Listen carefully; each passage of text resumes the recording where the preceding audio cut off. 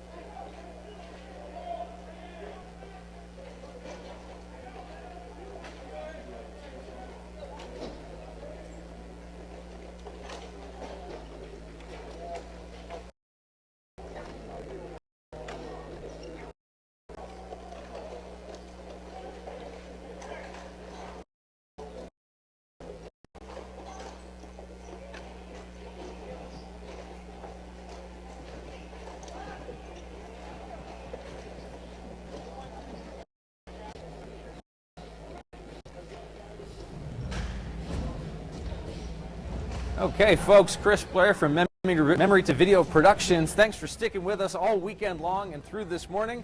Our first Open Division finalists are set. The LA Riot defeating the San Diego Snipers 3-1. We've got one more game before we head into finals action, so stick around on the live stream with Memory to Video Productions.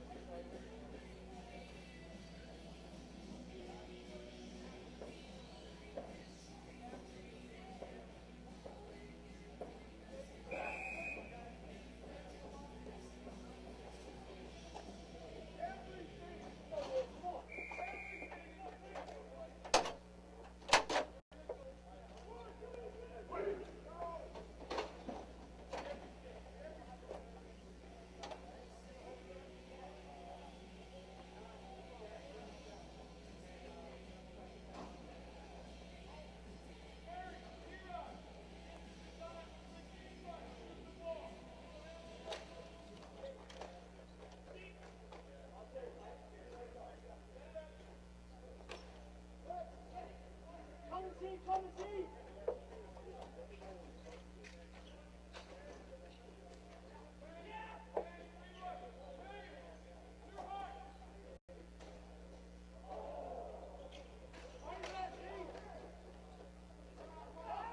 D coming, D coming. 2D, 2D, 2D. Behind you, Grills.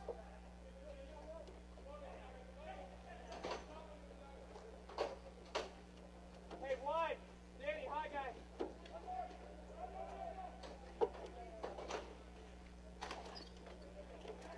Here you go, Jared.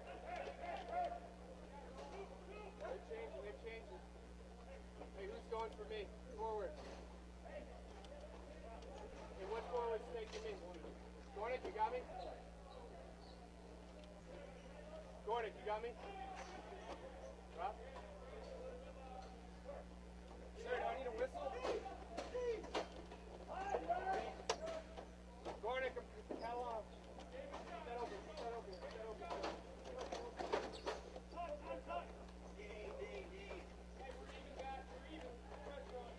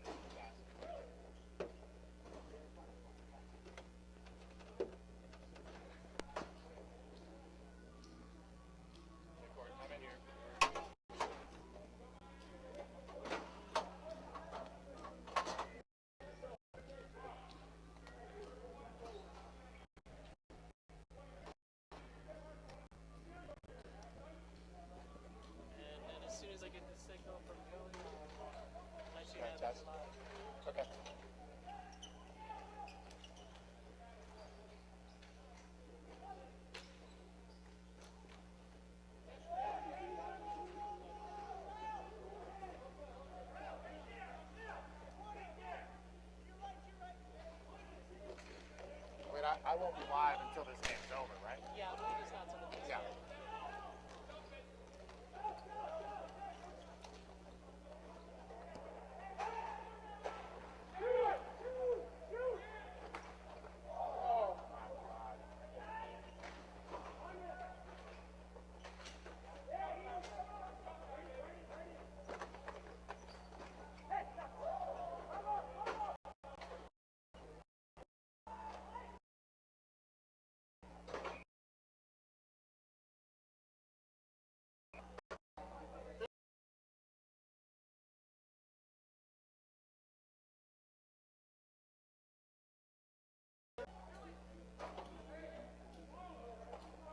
It might be live. My buddy might can hear me.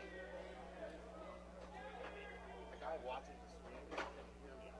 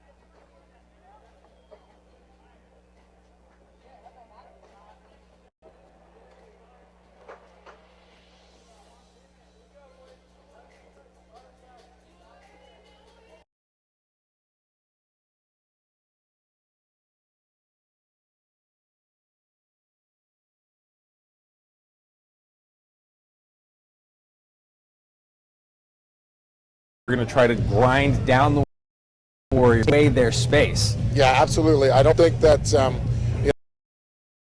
hopefully, as we've seen it in the open division, but they know how to throw their weight around, and it's going to be interesting to see, as you say, what can the Warriors do to make sure that they move that ball around enough that they're not taking those hits the whole game.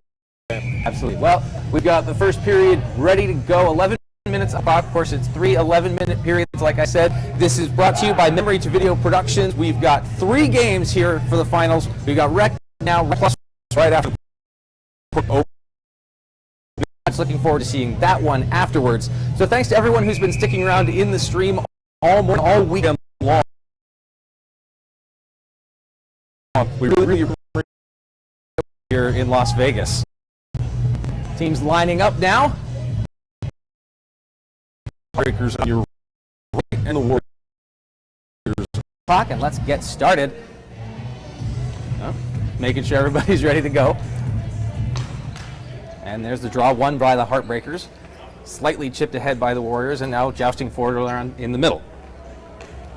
Jake Patora, he's definitely one of the more physical players that you're going to watch Heartbreakers. They get it down in behind the D. That's Mike Grill, setting that one up the wall calmly to Hatfield. Gets that one in across the red line in softly for Bodine. He's the first one on it. Centers off a shin. Little bit of a scramble. Ball still loose. Snaps a shot, doesn't get all the way through. Here's Patora. He's going to carry it up. Dumps that one in, casually kicked aside by Mazid. And a little bit of back and forth in the early. Not sure if any of those first shots made it through for the Warriors. But like you said, a little bit of tired legs.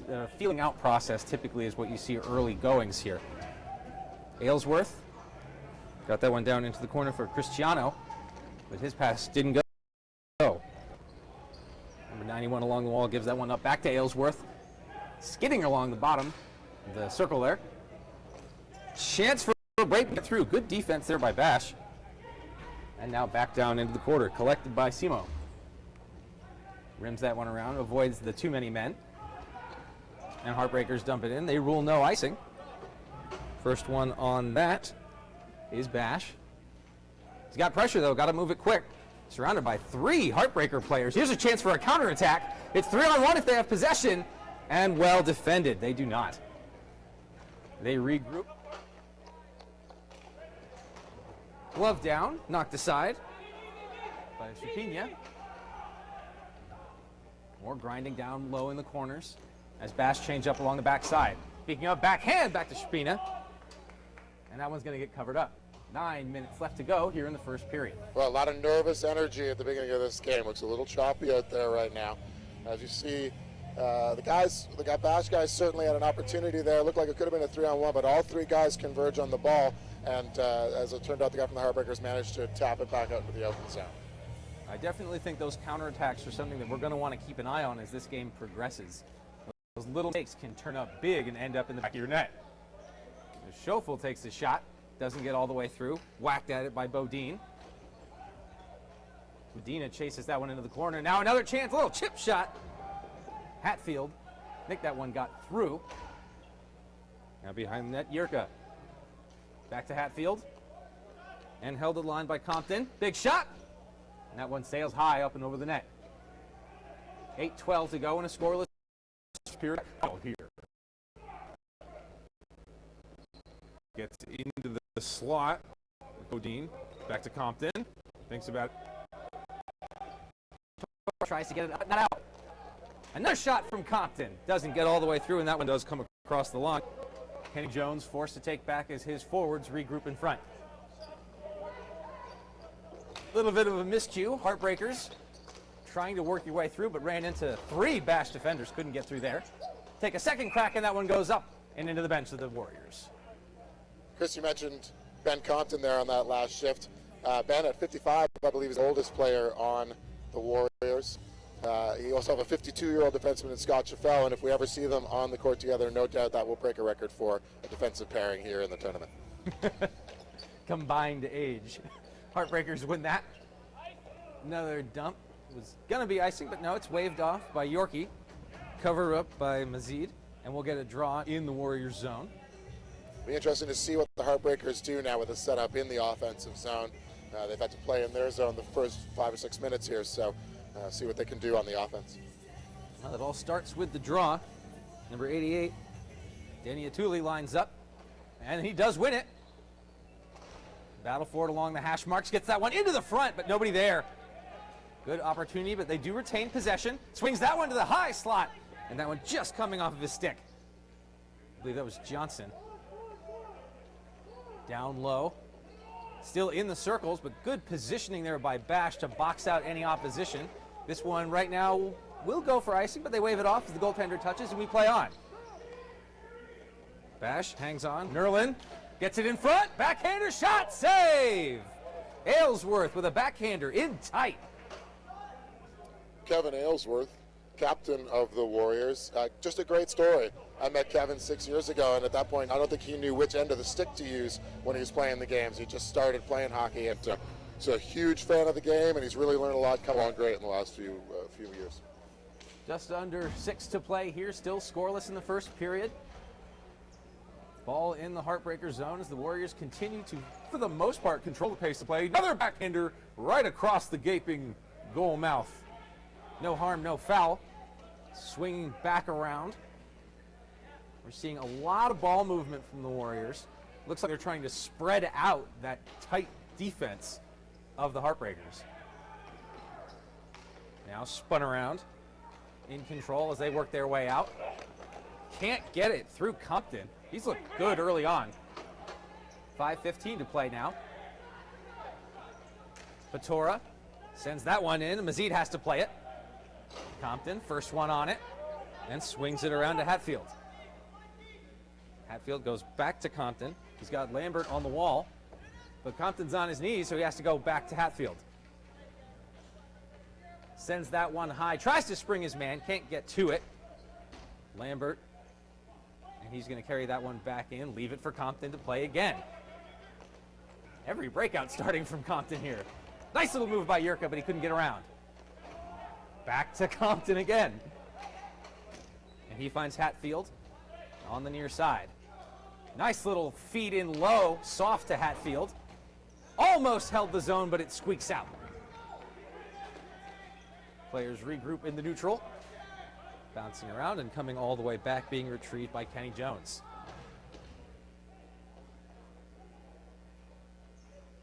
Jones waiting. Sends it up to the half wall and work it out.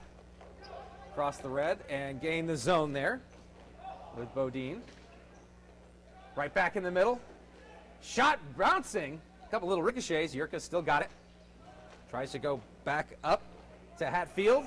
Ball bouncing. It's still loose in the crease, and they manage to work it out. And they're going to send that one down. Icing will be the call. Well, game going almost exactly to plan. Heartbreakers are absorbing a ton of play in their goalie coming up big with some big saves there.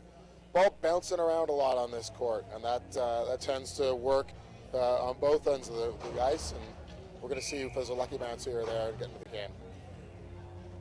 3:20 to go here. Still knotted at 0. And this draw won again by the Heartbreakers. In spite of having some possession trouble, they are doing well in the circle, and that's helping them out. Now they have a chance to feed a little bit of a rush. John Wright gets that one in deep, tries to get it around Schoeffel, and there is a call. Definitely a difference in these rec games versus the open games. You know, what the definition of what is interference or holding. I think maybe the game's moving a little bit slower out here, so the guys aren't absorbing as many hits, that's for sure. But now we got the Heartbreakers, a big opportunity here on the power play. So it is a holding call, and that's going to go against Mike Grill. So maybe this is exactly what the Heartbreakers need to get in a shot in the arm. They went 0 for 3 in the preliminaries, but like I said, just hung around against the Knights to get the win in the playoff game. This one sailing down. 2:22 to go. Heartbreakers, Jerry Simo, first one on it. Up to Medina. Taking their time. Waiting. They do get inside. Chet Johnson just barely losing that one at the top of the circle. Tried to hold it in, can't. Now Bash having a chance, thinking about running shorthanded. They think better of it and come on back. Now worked in and deftly stolen away and swatted aside by Nerlin. Pretty stingy defense on the penalty kill so far. Heartbreakers not really having a chance to set up, and a quick and pressured Bash defense is forcing these turnovers. Yurka sends one high and up over the net. 1 minute left to go in the power play. Minute 30 left to go in the period. It's the first. One coming, Torres, one coming. Yep, coming down and collected. Bash still totally in control. Now we're at a minute 20 left to go here in the first period of the Rec Championship Final here in the 13th annual Sin City Shootout. From Las Vegas, Nevada, we are brought to you by Memory to Video Productions. 35 seconds to go on the penalty. Heartbreakers struggling just to get out of their zone. Again, more pressure from Bash. Their forecheck and their back check. They're very tight, but that's what happens if you're not careful. Shot just to the outside, tries to send it into the middle. Players finding their legs. Big collision on the near side. And the hand is up. We'll see what the call was. I think we're going to get, looks like maybe interference on the Heartbreakers here. All of a sudden we saw the pace pick up, but definitely from my vantage point, it certainly appeared as though that player was looking to play the body in that collision up along the wall. He got caught, he will pay for it, and he will sit. In the meantime, the Bash penalty has expired, and at the whistle, be able to rejoin his team. 20 seconds and rolling here in the first period. They are calling it a trip.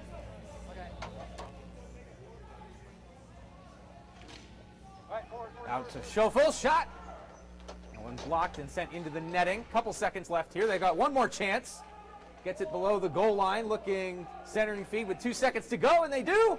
And he loses the handle just at the buzzer. Brendan Cristiano didn't have an opportunity to take the shot, so they will have an extra minute 49 to go on the power play to start the second period.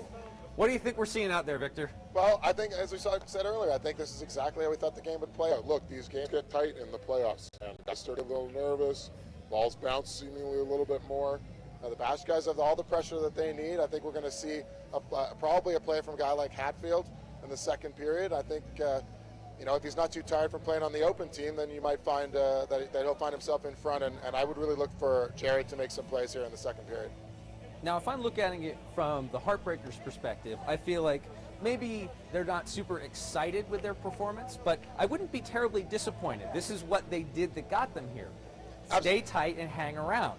Now, if you're on Bash's side and you sort of cruised to a 5-0 win in the last game, at what point do you start to squeeze the stick a little tight when that offense doesn't come right away? Well, I think historically with Bash, the teams certainly in the Rec Division have usually had a pretty easy road and in the round robins, and when the pressure is on, you know, they aren't used to playing in these tight games. So I think, you know, at this point, I think that they're going to be pretty comfortable with the time of possession they've had, and we'll see what happens on this power play because they got some pretty strong bodies out there right now. Well, players line up, 1:49 left to go in Bash's first opportunity with the man advantage. And I'm definitely of the mind that the first goal in this game is going to tell us a lot about how the rest of the game is going to go. Bash setting up. Got a lot of player movement down low, looking for the open man, and they do finally find it. Gets it up to Schofield at the point. Sends that one just a little bit wide. Of course, Scotty known to take those big bombs from the point for many years. And they continue to work it around. That's Grill, back to Schofield. Takes a shot low, gloved aside. Still got it, though. Extended zone time definitely Feeds into the Warriors' advantage. Yurka, now as they do a high cycle along the near side circle. Tried to clear, and that one ended up in the feet. Still can't get it out. Yurka takes the shot to the glove side, covered and held by Chapena. I mean, you can't get much of a better start to a power play there. In the zone the entire time. Couple great looks from Scotty Chapelle, as you mentioned. A legend in Bash from point on the power play, that's for sure. And I'd look for the same from Compton here as I see the guys line up. About 40 seconds left to go. The first minute ticked off of the period. 40 seconds left on the power play here in a scoreless second. Hatfield set to take the draw. Sharp backhand from high. That was Lambert. What do you think about that? I notice a tendency for a lot of backhanded plays here. Yay or nay on that? No, I think that there's just, certainly from the Bash guys, there's not a lot of time normally to make those shots or turn around and make the forehand. So I think they're just going what they can get. Makes sense to me. Heartbreakers finally get the clear and a much needed change. Final 10 seconds going to trickle down. Compton, first one to retrieve, but that's just about going to do it on this penalty. 19-10 to go. Bash gained the zone, and that one gloved down comfortably by Chapenia. Shot by Zach Nerland, who has decided to rock a full-blown 80s mustache here in Las Vegas this weekend. Can't be certain what the motivation was for it there, but it's working for him so far. He did have a goal in one of the games earlier in the tournament. Teams 5 aside as they get set to take a draw in the Heartbreakers zone. Warriors coming up with this one, but again, ball having trouble getting through traffic. Kenny Jones has it down low in the near side corner. Handing it off to Nerland. Spinning around now, playing a little low cycle. Tries to find a man in front. That one just sailing through past Aylesworth.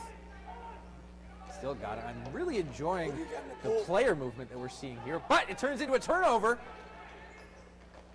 Sent in, and now Heartbreakers in pursuit. That's Thorpe. Bash player, blue attire. Still got it. Thorpe pursuing. Bash does manage to clear, and now Nerland gets on his horse. Patora colliding with him, and they crunch down low. Patora tries to send that one out. Rustling around behind the cage. Sent out by Cristiano. Looking at his options, he finds the point. Soft little pass to the circle. Backhander maybe caught him off guard. Good idea looking for a little triangular play. Pressing in from the Heartbreakers. But the Warriors continue to control possession and send a soft one from the high slot. Force the clear, and we'll get the draw in the offensive zone yet again. One of the new additions here at the Las Vegas Rollers Center is DJ in between the plays here. An eclectic choice of music in between the play, but we're happy to have something new here every year. This draw, sort of a 50-50, ends up in favor of the Warriors. Another big shot by Chaffel, doesn't get it through. And they just try to keep the ball alive, sending it down deep. Sean Perry, first man on it there in the near side corner. Sending it back the other way to Grill. Now back in deep, but this one controlled by Atwale for the Heartbreakers, and he gives it away. Looking for a quick wraparounder. Short side falls into the nets. And they're going to whistle that one down. But more continued pressure from the Warriors. It seems like they're just a step ahead, getting to that ball just a little bit faster, and that seems to be the biggest difference thus far. Absolutely, but you know what? The Heartbreakers they've been in this situation in every game, and they seem very comfortable, not nervous at all in a 0-0 game. Absolutely. Chapenia's already been pretty active in this game, making a handful of Strong saves, and beyond that, while they are giving up possession, they're also primarily limiting to the perimeter or, bad body position opportunities. I'd watch for something from Bash on this shift, though. I feel like Yuri and Jared have something going on there, as you saw in that last shot, and I just have a sneaking suspicion we're going to see something get banged in here. We've got 5:50 left to go. Still looking for our first tally here in the second period of the Rec Division Final here, the 2017 13th Annual Sin City Shootout in Las Vegas, Nevada, brought to you by Memory to Video Productions. Of course, I'm Chris Blair, and I am very happy to be joined with my man behind the glass, Victor Biggio. Getting ready to take a draw here in the Heartbreaker zone. Won by the Warriors now, but not a whole lot of control. Compton's going to be the first one on it. Now 5:20 to go. They take their time as players get into position for the breakout. Just aside to Lambert. He gains the zone. Diving attempts to stop him. He's still got it. Lambert turns faces. Squares up. Big shot. One-timer. Excellent opportunity. Second chance. Doesn't quite make it. Trickled through and fell just to the side. They're coming in waves now. Hatfield had a chance there. Penalty coming up here. And they do pull the goalie for some bonus time. I gotta say, you were pretty on the nose about them having a pretty hot shift coming. Yeah, you know what? They did basically everything but score there. And you got some quick hands on a couple of guys there. You got Chris Bodine and Jared Hatfield have just fantastic hands, and with Compton at the point, you never know what's going to happen. So, what's up, Big Nick? There he is, right there, Ben Compton, getting into the broadcast himself. Best opportunity of the game there was that one-timer in tight by Hatfield, and then the follow-ups that came from it. So we've got 2 minutes now, another opportunity for the Warriors to maybe build on the strength of that last shift. In the meantime, though, Chupenya has still stood tall. That one did get behind him, but didn't cross the line. Power play continues. Primarily quarterbacking from the point. That one given away, but backhanded and not strongly out. They retain. Jones takes his shot, possibly looking for a deflection. This one gets into the middle, and they score! Kevin Aylesworth on the power play! That is a big goal for what is essentially the second power play unit for Bash.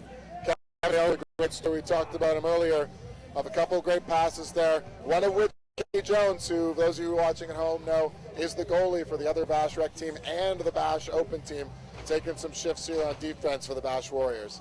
Big goal. We'll see what the Heartbreakers have now, down 1-0. But where did that opportunity come from? A failed backhanded clear by the penalty kill that allowed that attack to be sustained. That's where it comes from. Overall, great teamwork there. That was a 5-man goal, and 1-0 with left to play here in the second period. All of a sudden, seeing a little bit of jump out of the Heartbreakers, some higher energy levels than we've seen thus far this game. We'll see goal energize them. In the meantime, Perry is going to be the first one on it. We start to get into a little bit of a track beat now. It's coming back the other way. Heartbreakers have numbers, but they don't have possession. Now turned again. And Warriors getting inside. Big boom there. Oh. Got another penalty call here. Yep, looks like it. You know, great point, that 5-man goal there. And the one thing about this team that has been impressive, certainly to me, I've watched almost all their games, is how they play as a team. Nobody's selfish out there with the ball. They know that anyone can score at any time, and I love to see that in the team, especially when, when they don't all play for the same team back at home. So they have come together nicely here to form a nice unit, and they are only now 14 minutes away potentially from taking home that championship.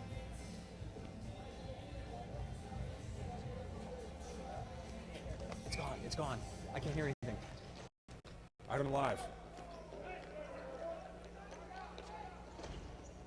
Warriors now still clamoring for it, taking another chance. One big rebound.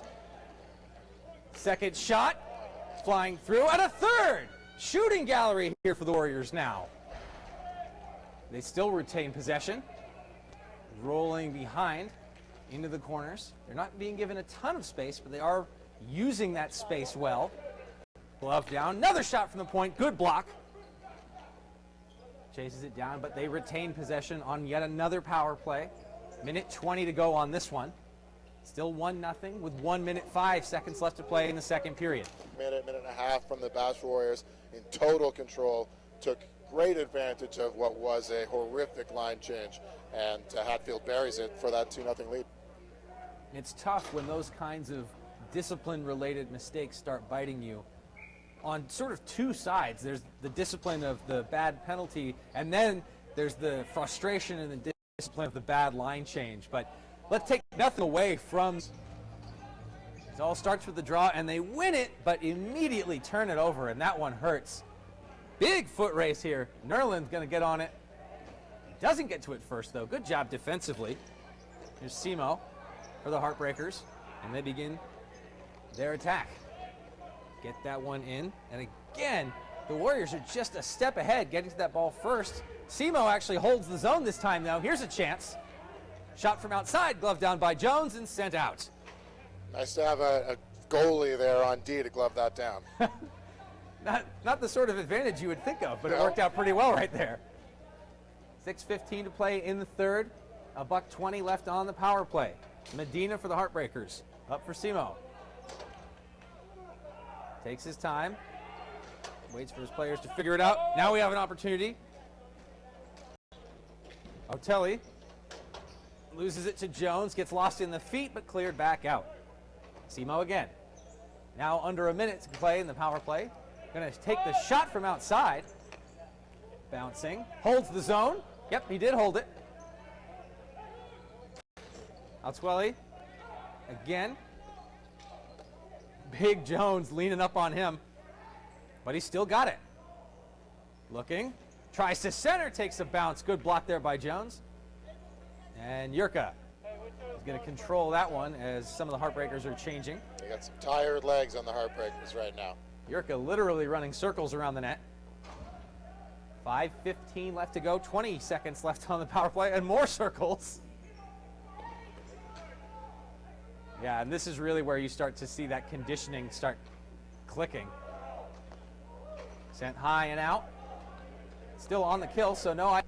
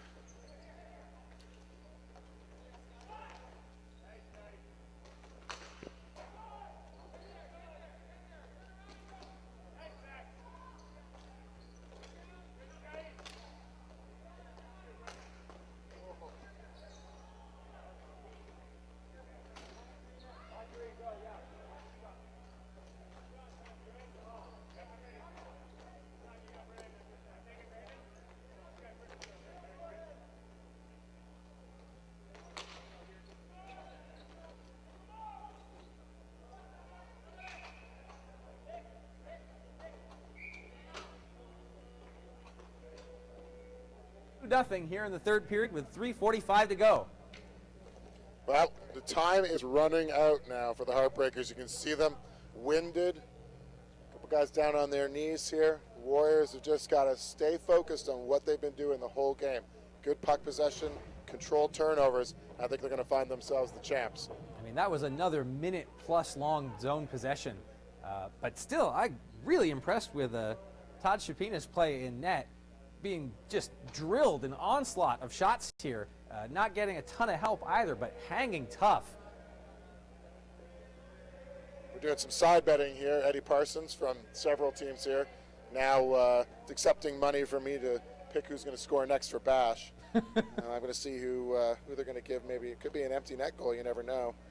I'm going to have to say, if there's going to be an empty net goal, again, I'm going right back to my man, Kenny Jones.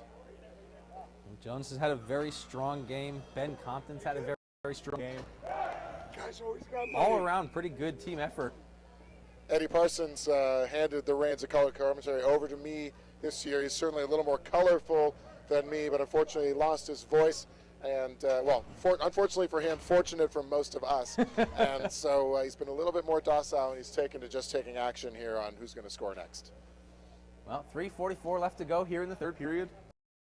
The Warriors and 2 of the Heartbreakers. Draw one by the Heartbreakers and sent out. Chasing it down is Chet Johnson.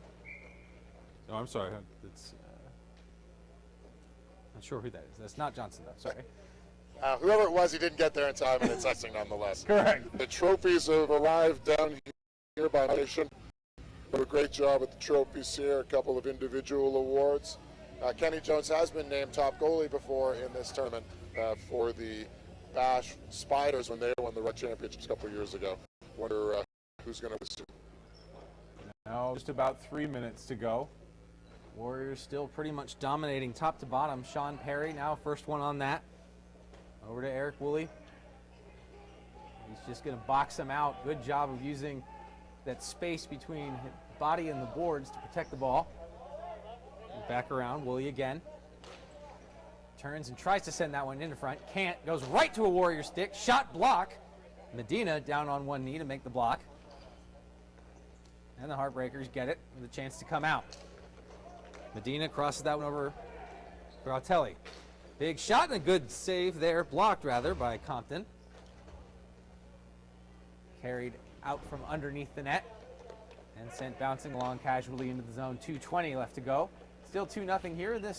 The Rec Division Championship. If you're watching live on the internet, feel free to stick around. We've got 2 more great games coming up right after this one. The Rec Plus and then the A Division Open Championship. But for now, 2 minutes left to go as the Warriors try to avenge last year's errors and come away winners here. Heartbreakers trying to prevent that from happening. But so far, this game has pretty much been all Warriors. Opportunity. Warriors doing a good job here of keeping it in the zone. These just long shifts. And you alluded to just how tired the Heartbreakers are. I can't blame them when they're being forced to play such hard, heavy defensive minutes. Absolutely. Telly gets a chance now for a break. Ends up a little bit off kilter. He's probably looking for that one to go a little bit straighter. Doing a good job, though, defending against 2 big men. Oh, and there will be a penalty. They're going to call a penalty here, so now have a look for the Heartbreakers goalie to make a move really quickly if they win this draw. So here we go. It gets interesting again. All that time, and Bash still only have those 2 goals to show for it, and the Heartbreakers have another opportunity with the extra attacker here. Now, granted, we're getting in tight. We've got 1:23 left up on the clock, but anything can happen. You alluded to it earlier. Any bounce all of a sudden goes the Heartbreakers' way, and as we saw in the A semifinal, the team can be leading almost the entire length of the way, and all of a sudden a late goal can do you in. Absolutely. So we'll keep an eye on the Heartbreakers goaltender and see if and when. Oh, you all right there, partner? Yeah, well, I made an attempt to catch that ball and dropped the mic in the middle of it. So that's just your teammates ribbing you. Exactly. That was intentional, wasn't it? Absolutely. I think like they wanted me to be more involved. Okay, and they are going to pull the goalie right now with 1:11. So it's 6-on-4. I mean, this is the Heartbreakers' best chance. That shot goes down, but it's off target, so Heartbreakers have about a minute to get on the board here and try to make things interesting. They do have the empty net, but it is a power play, so Bash very comfortable icing that ball. Regathered, and the Heartbreakers try again. They're going to hammer this one in. That one goes just past Mazid. And they do hold the line. Can't find it. Now they've got it. Now Telly didn't control. Sends back down. 35 seconds to go. Bash looking for the icing on the cake to get that 3rd insurance goal. Here's Yurka. Scores! It's 3-0, and that is all she wrote. There you have it. With the clock running, like we're going to find ourselves not even getting a face-off coming here. Looks like the Bash Championship's going to happen here. I'm going to call over I'm going to call over the captain of the Bash Warriors quickly. Kevin, can we get a comment from you quickly? Kevin, it certainly looks like you're going to be credited with the series championship winning goal. How does that make you feel? Feels amazing. The team played really well together, and without them, I wouldn't have scored. That's fantastic. Congratulations, guys. And that is it. There's the buzzer. It is now official. The Bash Warriors have won the 2017 Sin City Shootout Rec Division Championship with a decisive 3-0 victory over the Heartbreakers. Well, they did everything that they said they needed to do to win that game, and they're a puck possession team. A couple guys with some big shots, and as it turns out, that's really all they needed. Full credit to the Heartbreakers. They played the game that they know how to play, and unfortunately just ran out of steam at the end there. It's definitely tough. Like you said, these are long days and nights, long shifts, long games. And yeah, they just kind of ran out of gas at the end there. For the Warriors, that is pretty much textbook how to execute on a plan. They did just about everything they wanted to do, and they did it well. Who would you say is your star of tonight's game? Well, I mean, I think everybody played fantastic. For me, I think a guy like Scott Chaffel, he's taken the shots he needs from the point. He played great. He made some great clears during the penalty kills at the end there. And despite being the oldest guy on the team, I give my award to him for sure. I think that's a very fair choice. I was going to go with Ben Compton for pretty much all the same reasons. Those two guys were all over the ice tonight, very instrumental defensively. Mazid didn't really have a whole lot of work to do because team defense was so strong, and that starts in the offensive zone. A lot of zone keep-ins by them. All around excellent effort. Again, congratulations to the Heartbreakers for making it here, runners up, but congratulations to the Bash Warriors for Bay Area Street Hockey. They are your Rec Division champions here at the 2017 Sin City Shootout. I want to thank everyone for watching as we get ready for our next game. Of course, we are brought to you by Memory to Video Productions. I want to thank my partner behind the glass, Victor Biggio. Thanks for coming out, Victor. Absolutely. I'll see you again for the A final where we can rag on the Bash Open guys a little bit too. Sounds great, Victor. Again, I've been Chris Blair with Memory to Video Productions. Thank you for watching. And if you are watching the stream, stick around because the Rec Plus Division Championship is right around the corner. We'll see you next time.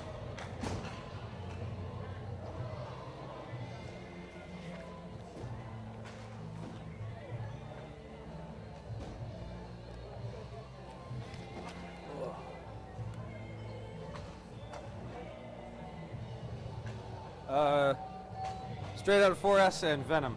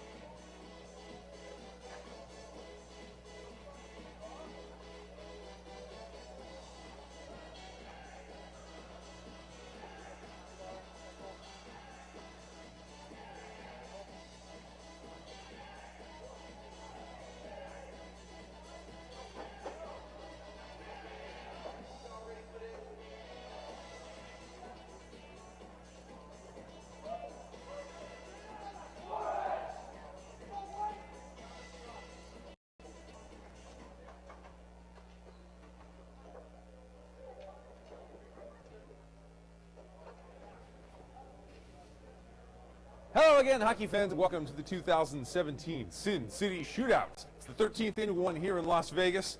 We've got the Rec Plus Championship ahead of us right now. It's straight out of 4S Ranch playing against the Vegas Venom, the #1 and #2 seeded teams in their division. Rec Plus, both of these teams, including playoffs, going 4-0. Straight out of 4S had a +11 goal differential. The Vegas Venom +17 goal differential. So somebody's got to lose here. I don't know who it's going to be, but two big, high-powered offenses that just chewed up the competition on their way here. We'll see what happens. Honestly, Straight Outta 4S had one of the most exciting playoff games against Go Commando. The final score of that one being 3-2. We'll see how they do here. But the action gets underway. 4S on your left and the Venom on the right. And we are go 10:50 here in the first of 3 11-minute periods. That one being chased down by Mark Shuley, but he gives it up and the Venom begin to work it out. Number 84, Justin Henward, has it.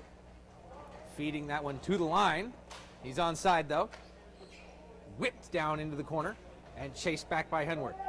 He's on his backhand at the circle, tries to gain forehand. He does, but he's forced to the outside smoothly there by Reardon.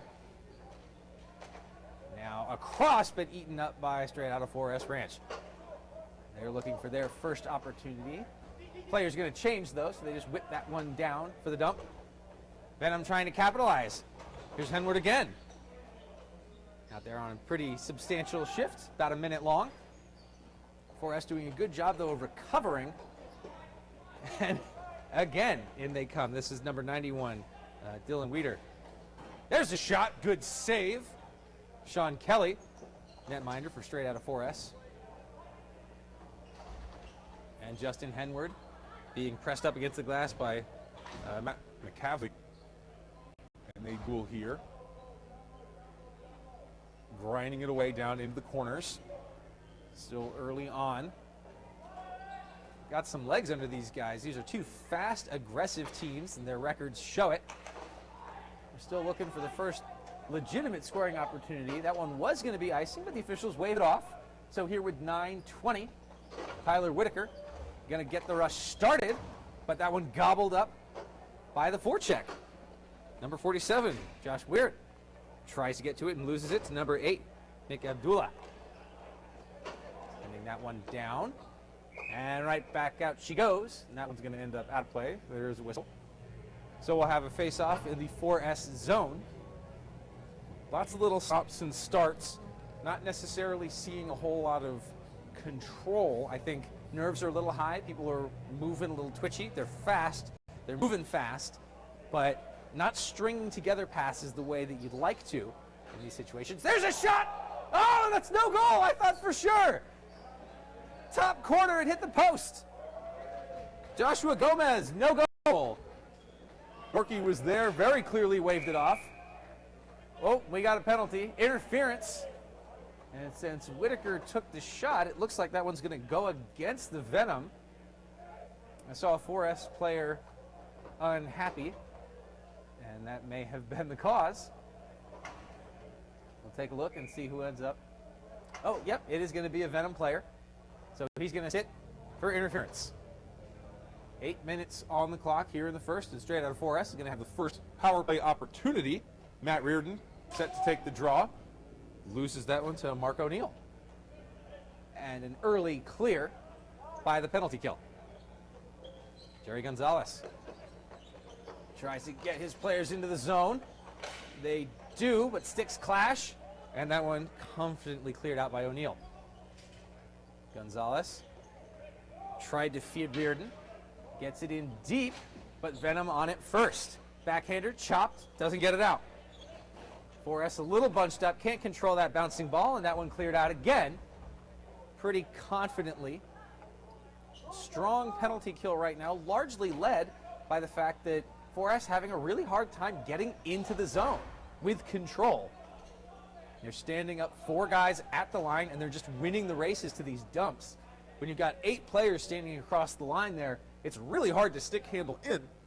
And when you've got such a fast team like the Venom, They have no problem retrieving those dumps. under 1 minute to go.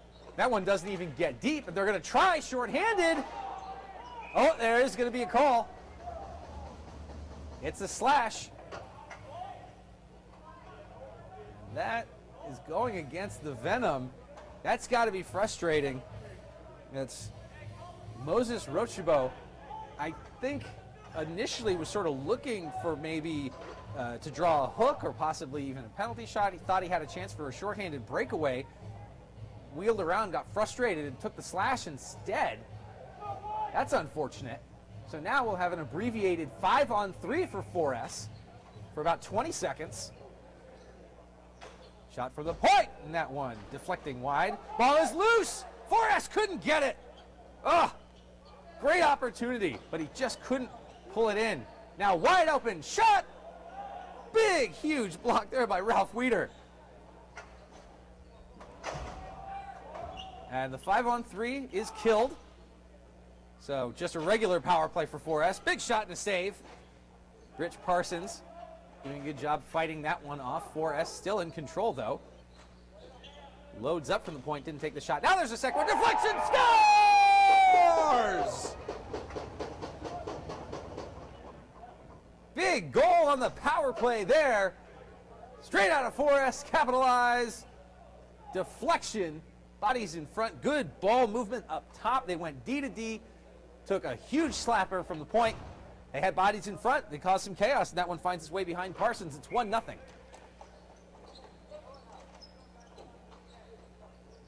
You know, usually there's at least some sort of clear favorite coming into a game. I think this could literally be anybody's game.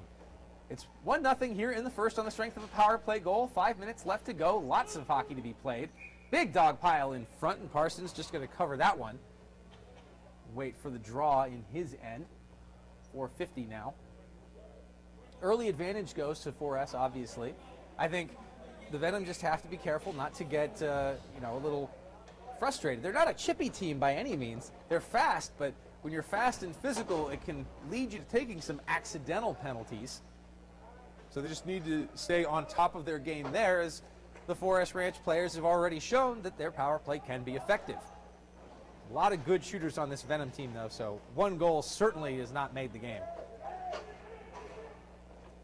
4S trying to carry it in. That's Reardon.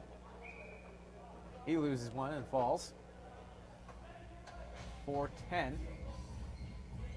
He did get the ball to Parsons, but not necessarily in a threatening manner. But it does give them the draw in the zone, which is good. So far, slight edge going to the straight out of 4S. Opportunity here starts with the draw. Reardon bouncing, does manage to come away with it somehow. He's got his point man. That's Nick Burgart. Gives away. Here's Weeder. Ralph Weeder tries to get in. Does. Henwood to Weeder. Shot. Scores! And just like that, the Venom come on back. And that's how quickly it can change. I mean, that's just turns it into turbo drive there. Blows past the defense.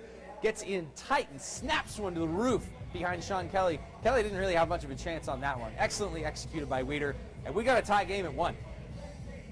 That one coming late in the first period. We've got about 3 minutes left here. 1-1 your score. That one gets in. Here's Reardon. And S4S looking to strike right back. We may have a bit of a shootout on our hands. Rochebeau up for his man. That one back to Henwood. Lost it though. Weeder's going to collect. Big shot from way outside, forcing Kelly to play that one. Jerry Gonzalez picks it up. Takes his time. Players in front change. Gonzalez trying to fake out Henwood. Gets it forward just off the shin of Weird. So it is going to go in, no icing. Weeder rims one hard. 4S collects. Weeder trying to battle defensively there. 4S still controlling now. Along the near side half wall. That's Weird. Tries to get that one just in the middle. Through some legs. Ball bouncing. Still loose.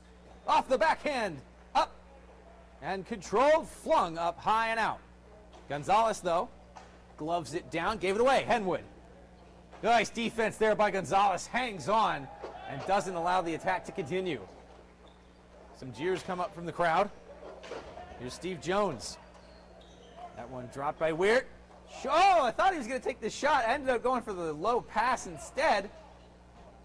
It didn't work out. Jones gets that one in front, gobbled up by the defense. And the Venom come right back. It's a 1-1 game here, late in the first. Controlled on the point. That one sent towards the net by Fengler.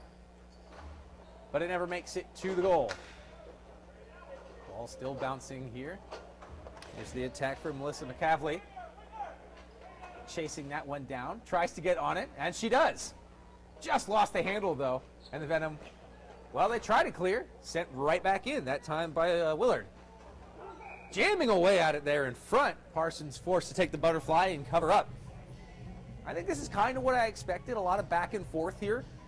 Again, not really giving the edge to anybody. We got the power play goal for 4S. We've got the really shifty little in-tight kind of burst of speed goal for Venom. As the final minute counts down, shot took a weird bounce. That one caught Parsons off guard just a little bit. Rolled harmlessly away from the net though, but Willard still in control behind. Runs away from pressure. Gets that one, shot blocked, sent towards the net by Matt McCavley. None doing it, back the other way is Josh Gomez. And again, trying these seam passes. Can't connect. Whitaker, first one on that one. Moses lost it. In comes 4S. Tries a short little chip to Reardon. That wouldn't go. Now two men battling along the wall there. Outman's 2-on-1, and it turns the other way. Here's Moses. Takes his shot. That goes wide. Collected front of the open man. Oh. And that's going to do it for the period.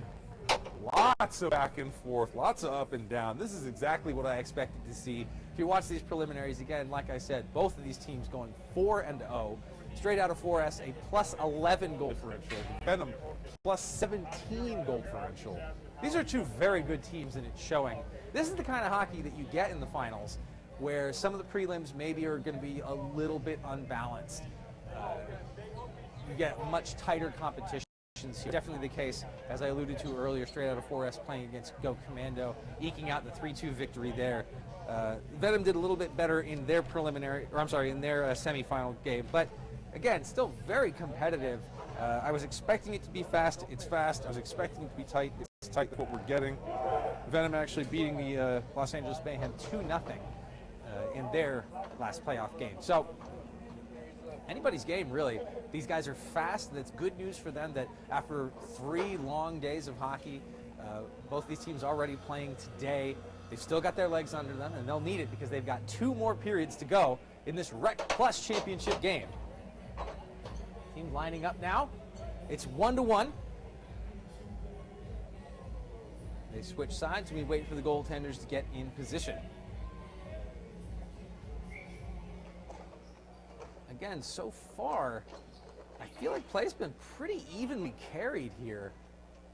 All things considered, I'm still not seeing any one side have an edge over the other. So nice, tight, and that's kind of what we expect. Coming back in, Berghardt. He's the first one on that, and he gets it around to McCavley. Berghardt again. Rimming around again. This time coming up along the wall, the Sproul. Whitaker. I'm sorry, that was Weeder. Stops that one. Lots of neutral zone right now, having a really hard time getting through. Bouncing that one high and out. Not really a serious attempt to play that one, just going to send that one well outside. So teams will do some wholesale changes. We'll have a neutral zone draw. Just under 10 minutes to play here. Still 1-1, second period in the Rec Plus championship game. Venom win that one. But so far in the early goings of this period, it's been all neutral zone. This one finally getting in. Whitaker is on it. McCavley chasing that one down. Melissa and Tyler battling in the corners now. Still racing for it. And 4S come away with it. Shot save, Parsons! Eric Willard just got himself into a good space in between the circles there and let loose. Parsons hung on. So straight out of 4S with another offensive zone face-off. And Reardon is going to take it yet again.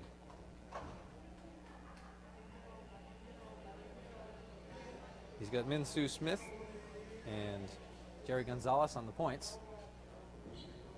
Doesn't matter, Venom win it. Now they're going to try to come up. Busting in. He's got Henwood in the high slot. And that was Fengler. much manifested there as Forrest doing a good job of breaking it apart. Still got to clear, and they do. So a fairly casual forecheck by the Venom right now. Coming in, and Whitaker is going to collect that one behind his net. Staying in it is Fred Fournier. Rolls that one slowly in front. Didn't get a chance for the shot. That one did save. There's a shot. Deflection. Ball is loose, and it comes around to the outside. 4S.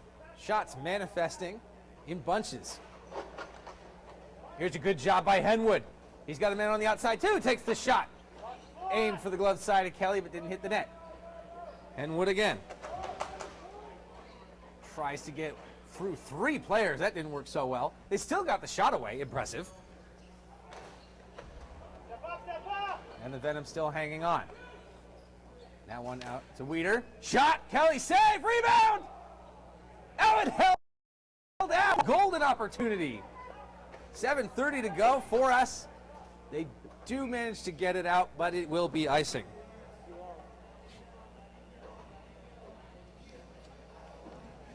So 7:20.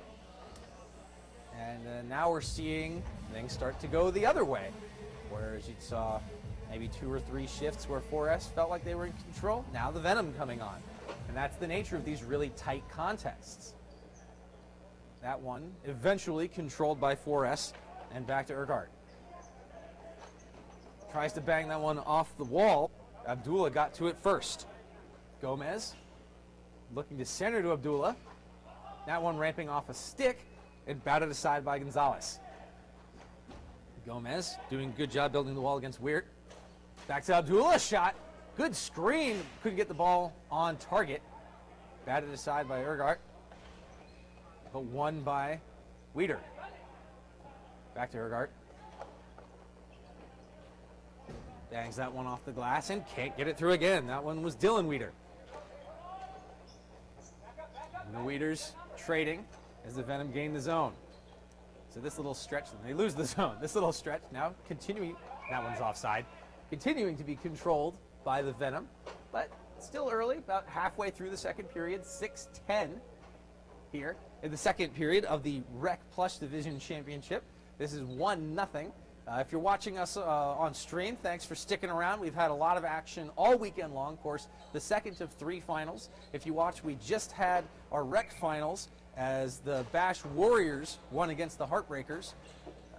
Color commentator Victor Biggio will be joining us as well for our final game of this weekend, at least, which is coming up next. That's the Open Championship. But for now, we continue here in this tie game. 1-1 in the Rec Plus. Venom currently in control. Backhander. That one just got away from him. Fengler, though, keeps it alive for his team. Tees that one up from the outside, number 0. Zal Derwalla. Whitaker's going to try to get to that one because Willard's coming in hot. Parsons forced to play it first. Coming down, icing waved off. And McCavley gets to it first, pressured by Fengler. Fengler and McCavley bodying up a little bit. That one in front, turns, fires, didn't get the handle on it. Melissa McCavley gets that one out. And we are going back and forth here. Venom still getting the larger part of control here in the last couple minutes as they begin their push back. Of course, the first goal was on a power play by straight out of 4S, and they largely controlled portions of the first half there. But now, after Weeder's goal, it's slowly become more even, now starting to tip back in favor of Venom. I still can't really call it for either team here. I'm liking a lot of what I'm seeing from different elements of both teams, but we knew going into this was going to be a fast game. This was going to be an offensively driven game, and that doesn't necessarily mean a lot of goals, but it does mean a lot of opportunities. We're seeing scoring chances. We're also seeing some really great goaltending from Parsons and Kelly. That one shot off the mark by Dylan Weeder. And straight out of 4S with under 4 minutes to play here in the second, trying to make something happen. Derek Weeder with the keep in. Back to Moses. Rochebeau and he can't make it happen. So now it's behind the net. Lost an edge, but they're not going to call it anything. He just slipped. Being pursued by Moretti. But Rochebeau still controlling it. Venom, long stretch here. Trying to get it out, diving. It's underneath him, though. And whoop, they are going to call a trip. So Fred Fournier goes down. And so Venom will sit again. This time it's Henwood. Opportunity here for straight out of 4S to get right back on the board once again, the same way they first time. We knew this could potentially be a problem for the Venom. They have to try to stay out of the box because we know this is a very good 4S team and they like playing with the extra man. So we'll see if they can make anything materialize here as we edge later and later into the second period. They won the draw but very quickly lost the handle. Fengler knifes that one away and sends it down. Kelly forced to play it up to McCavley. Matt McCavley going to fire that one from the circle, that one right on target. Parsons hangs on, not fooling around with that one. He had a forechecker barreling down on him and Mark Shuley, and he said, forget that, I'll take the draw. Of course, at this point in the game, we are still dealing with a rolling clock, so sometimes a freeze there during a power play, or a penalty kill rather, is a strategic option, eating the clock a little bit. 4S. They do win the draw this time. And goes back to Hart. Big shot just tickled off the outside. Oh, it's tough when you see the net move, you think, but no. Down along the half wall, tries to center. Good read there by Weeder and breaking up that one-timer opportunity. Very smart. McCavley couldn't make it go. And once again, the Venom defense doing a good job here. Penalty killers holding fast in front of Parsons. McCavley sends it down in a race. Jones tries to get there. Bodies bang. Tried to send it in front, was Weird. Covered up by Parsons again. Now 45 to go on the penalty. Buck 35 left in the period. Still 1-1. Second period, Rec Plus championship game in the 13th annual 2017 Sin City Shootout. Of course, we are presented to you by Memory to Video Productions. If you've been watching on stream all weekend long, thanks for being with us. We got this one, looks to be a nail biter as we close in on the final period. And then, of course, we've got the big Open Championship coming up right after this, so stick around. You are in for a treat. Some really good hockey played this weekend, and it is all on display for you here. Some of the best players in the country coming out. 4S still trying, and good job there by the penalty kill, and that one is going to go. Henwood leaps out of the box. Under a minute to go here. Another successful kill under their belt. And Venom hold at 1-1. Whitaker using his body to block that one from Fournier. It works. They get it out. Try to come in on the attack. They do manage to stay onside. Jamie Falk. He's behind. Erhardt trying to play the body, but Falk's doing a good job of just protecting. Back to Whitaker. Shot! That gets through to Kelly, but he saw it and made the save. Good idea. They had Gomez posted up in front. And that one's going to go down for icing with about 15 seconds to go. So if they're lucky, they may get a quick draw here. Looks like players saying, forget it. They're going to change, but yeah, Venom not even going to try. They're not going to line up. That's going to do it for this period. So we're going to call it at 1-1 here at the end of the second. Another penalty kill for the Venom, so good. Another opportunity there for 4S. Kind of would have liked to see 4S come away with a little bit more momentum. Instead, when you squander another opportunity like that, it just continues to embolden a team like the Venom that play maybe with a little bit more edge. So we'll see how they manage to do that as we get ready to start the third period here.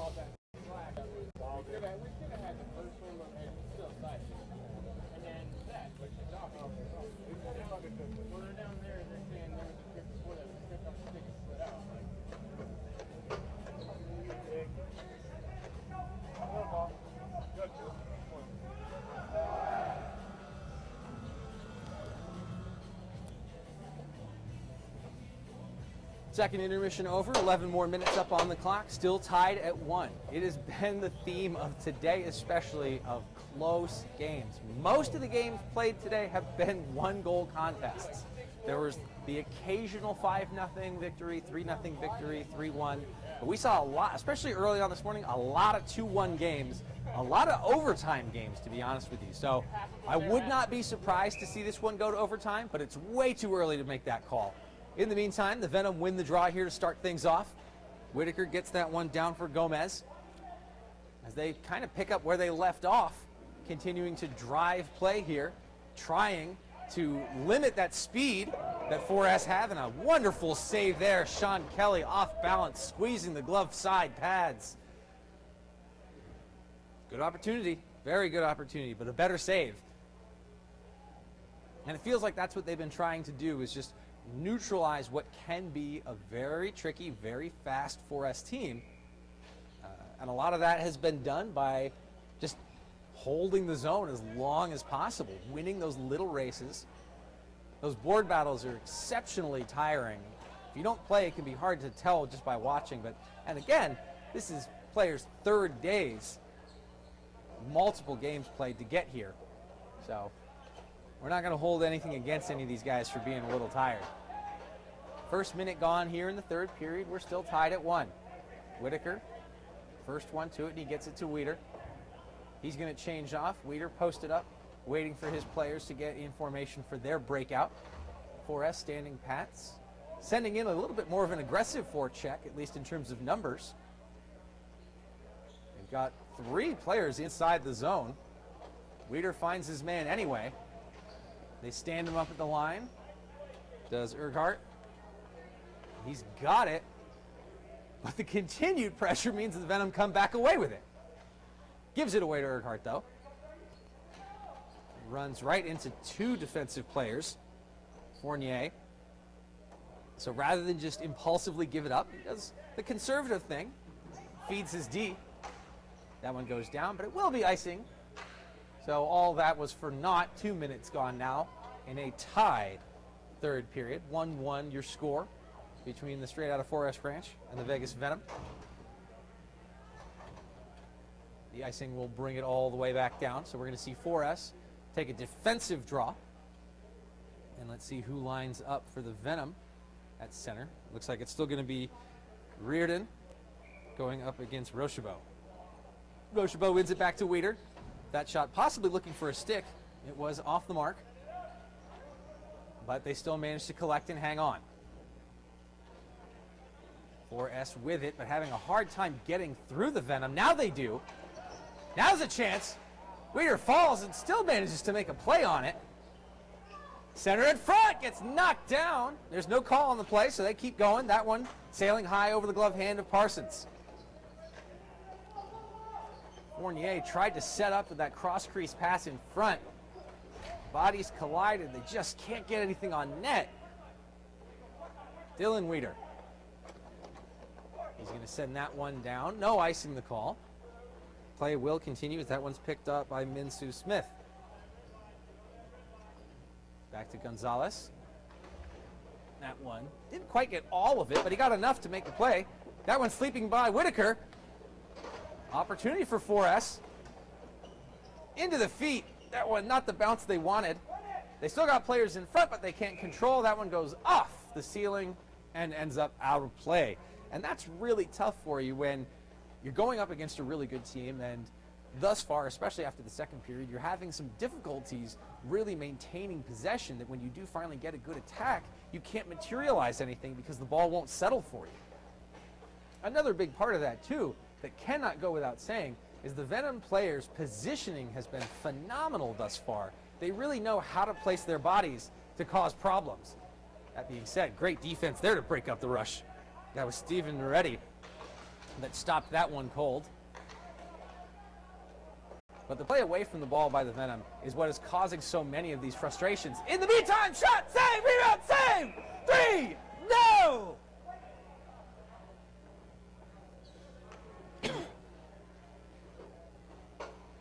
Killer opportunity there. Couldn't make it happen.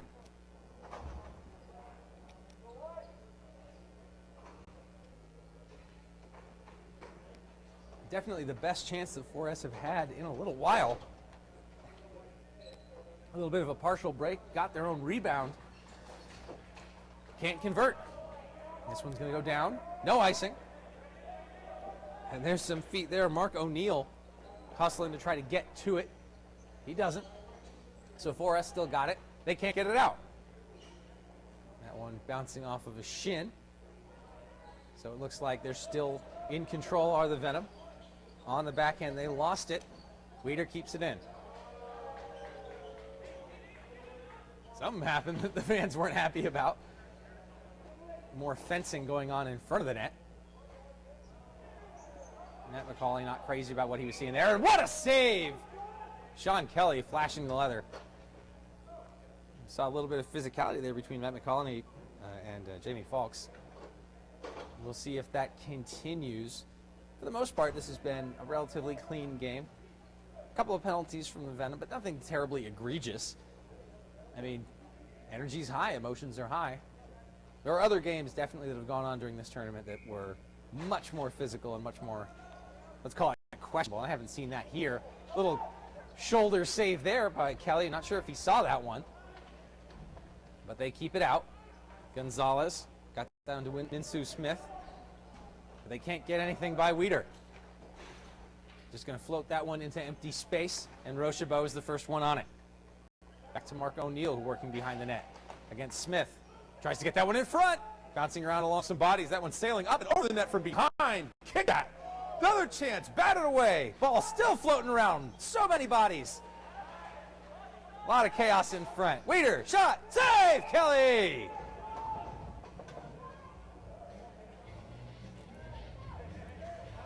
That was some action there. Although I do see a hook, I think. What do we got here? Okay. So they confirmed it is no goal. Okay, just... It is a hook, yes. Okay, it is a hook, and it's going against 4S. I believe that one's against Gonzalez. So during that little scrum in front of the net, that's what happened. And the Venom are going to have an opportunity to jump out to a lead here for the first time in this game with just under 4 minutes to play. Off-balance shot sent towards the net. Couldn't make it go. Fengler's there on it. Battling. Takes down McCauley.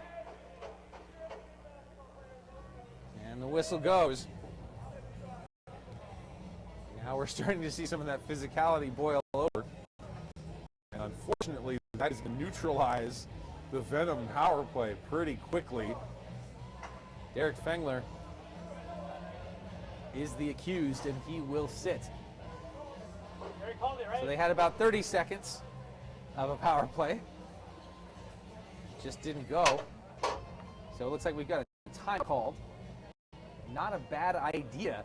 We've got 3:25. We're going to have about a minute and a half of 4-on-4, which is always interesting because, of course, it's not your Traditional game state. You have more space open up, so potentially some more things can go right or wrong for you, depending on who you are. So about a minute and a half of that, and then 4S will have an abbreviated power play. If nobody scores by then, we'll be down to the wire here in this third period of the Rec Plus Championship game. Like I said, a lot of games today have been going to overtime. I would not be shocked to see that happen again. 3:25 in total on the clock here in the third period.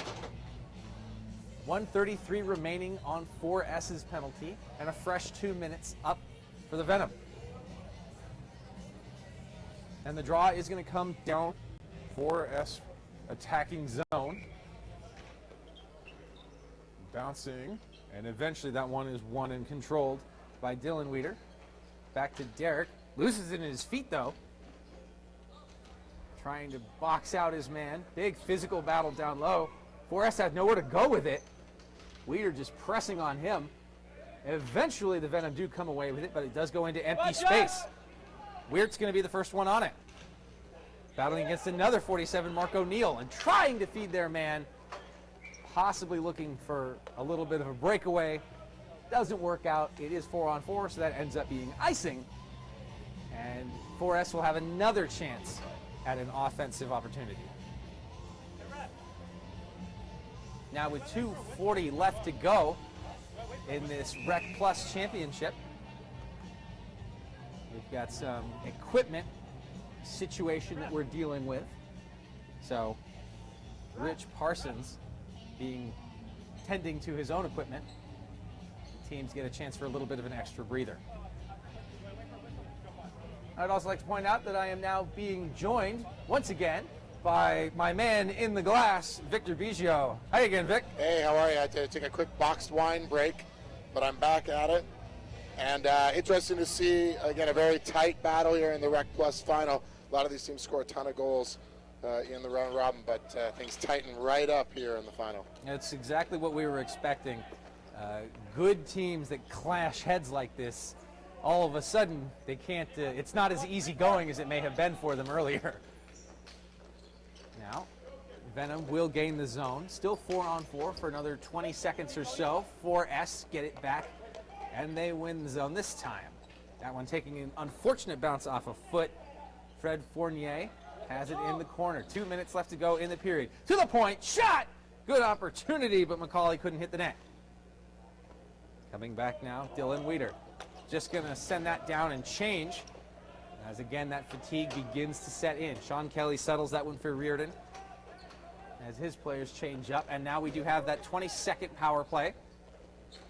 As 4S, their only goal coming with the man advantage here. But if they don't control it, they won't get an opportunity to do anything with it. Now 10 seconds left in the penalty. Sent up, cleared the zone. So 4S going to have to wait until they tag up. Now they do, but that all but did it. And now we are even at 5-a-side with 1:20 left to go in a tie 1-1 game. Sent hard down, but maybe forgetting the penalty was over, that one is going to go down for icing. I think that's exactly what happened there. As the Venom player looked up at the clock, threw his hands up, didn't realize perhaps a little bit of lack of communication there on the bench from the Venom bench boss. So 1:16 to go, and another face-off in the Venom defensive end. I've pretty much been saying it this whole game, Vic. I think this is probably going to go to overtime. Yeah, you know what? I've got personal experience against 4S from last year as we went down to those guys in the semis last year. Great squad, but both these teams look like they're playing great, and now maybe look like they might be playing for overtime. Well, that's not so fast. All of a sudden, 4S coming on strong here late. Pretty much an even first period. Venom kind of controlling the second. Now it's been back to even. But here's Jamie Falks. They've still got a minute. They don't want to go to overtime necessarily. So they're going to keep going. Fengler, Kelly down! Big save! That is a game saver right there with 53 seconds left. Moses Rochebeau crashing the net. Sean Kelly. Very, very strong game here. But clearly we're seeing these teams don't want to go to overtime. We'll see with 53 seconds left in this game. I like what I'm seeing from Venom right now. They're really at it. They've shown flashes of brilliance all game, to be sure. Erghardt tries to slap that one out. Can't. He'll try to do it again. Falks wins that battle, though. Now down to 43 seconds. Erghardt and Falks. Falks trying to go backhand center. Can't. Big frame of Erghardt. He goes down. And they play on. Down to 30 seconds now. Still grinding away in the corners. Now McCauley's got it. Trying to lift it out. Weeder holds the line. Goes D to D. Oh, and he just fanned on that one. Dylan Weeder did not get the stick he wanted on that shot. 14 seconds to play. That one spits out in front. Rochebeau to Weeder. Off the mark, 7 seconds now. Behind the net. Chasing after it is Fengler. Looking to center. Fengler. And that's it. The buzzer goes. And sure enough, 1-1 will not be enough. And we go to overtime. Gotta love these extra time games here in the playoffs, that's for sure. Still only get a minute break in between periods, which means these guys have only got a little bit of time to figure out what they're going to try and do to finally pot that game-winning and championship-winning goal. It really could be anybody. I think if I had to say overall, I think Venom probably had the stronger game. But I really like Sean Kelly, and it's really hard to count that guy out. Absolutely. So You know, this is what you want. You want, you know, it's as we talked about in the last game. It's tough during the round robin because depending on who you get as an opponent, you're only going to see 3 of the 10 teams in the round robin, and you might get some softball games. And to get back up for these types of tight games is a challenge. And we know it firsthand on the Bash Spiders for sure. So I love what I'm seeing out here right now. I'm really looking forward to a great overtime. Well, there's definitely no quit, especially once you get to this point. So I'm expecting to see some really exciting couple of minutes of hockey here to close out this one. Teams lining up. 4S trying to figure out exactly who they wanted to ice. Goaltenders ready and in position. The fourth period ready to start here. 5 minutes now on the clock. Of course, if we still don't have a winner, we will go to the shootout. We've seen some games decided by shootout already. So there will be a winner. This is going to end 2-1. It's just a matter of who's going to end up on the winning side of that ledger here. It is the Rec Plus Championship game, the 2017 Sin City Shootout annual. We are brought to you by Memory to Video Productions, and if you've been watching on stream, thank you so much for sticking with us. And if you're a fan, come back next week. We're going to do it all again weekend as well. I'm a fan, Chris. I'm a fan. I'll be there for you. Excellent. Okay, we've still got some discussion. Can you give A lot of the Bash Spiders a little upset that we're not in this game ourselves. So it's hard for us to cheer for one team or the other. But I would say probably since we went down to 4S last year, my heart's probably with those guys to take it out again. We're having a little bit of a delay with the timekeeper here. Can we figure out what's going on? Well, the clock says 10 minutes, and it's definitely not a 10-minute overtime. No.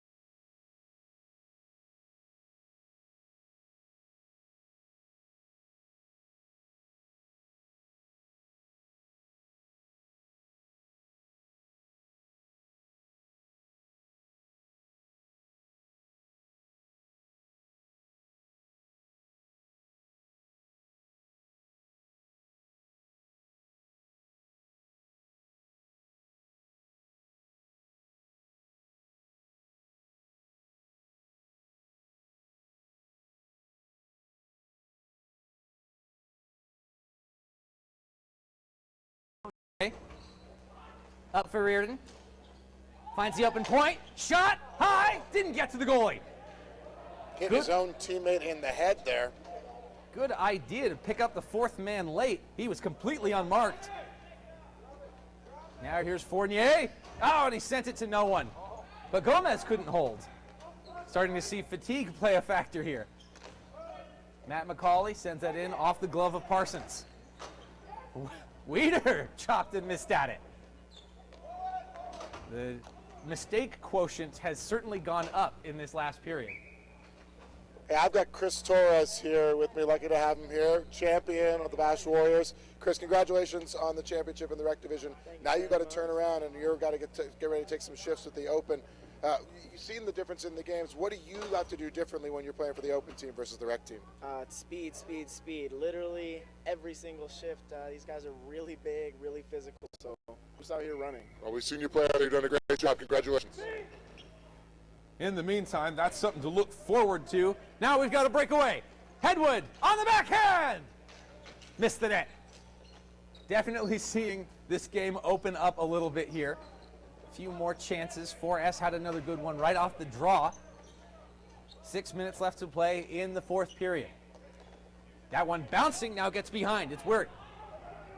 Josh Wirt hits his man on the hash boards, looking for the shot pass, possibly a deflection for Steve Jones. That one doesn't go. Now Venom coming back in the other side.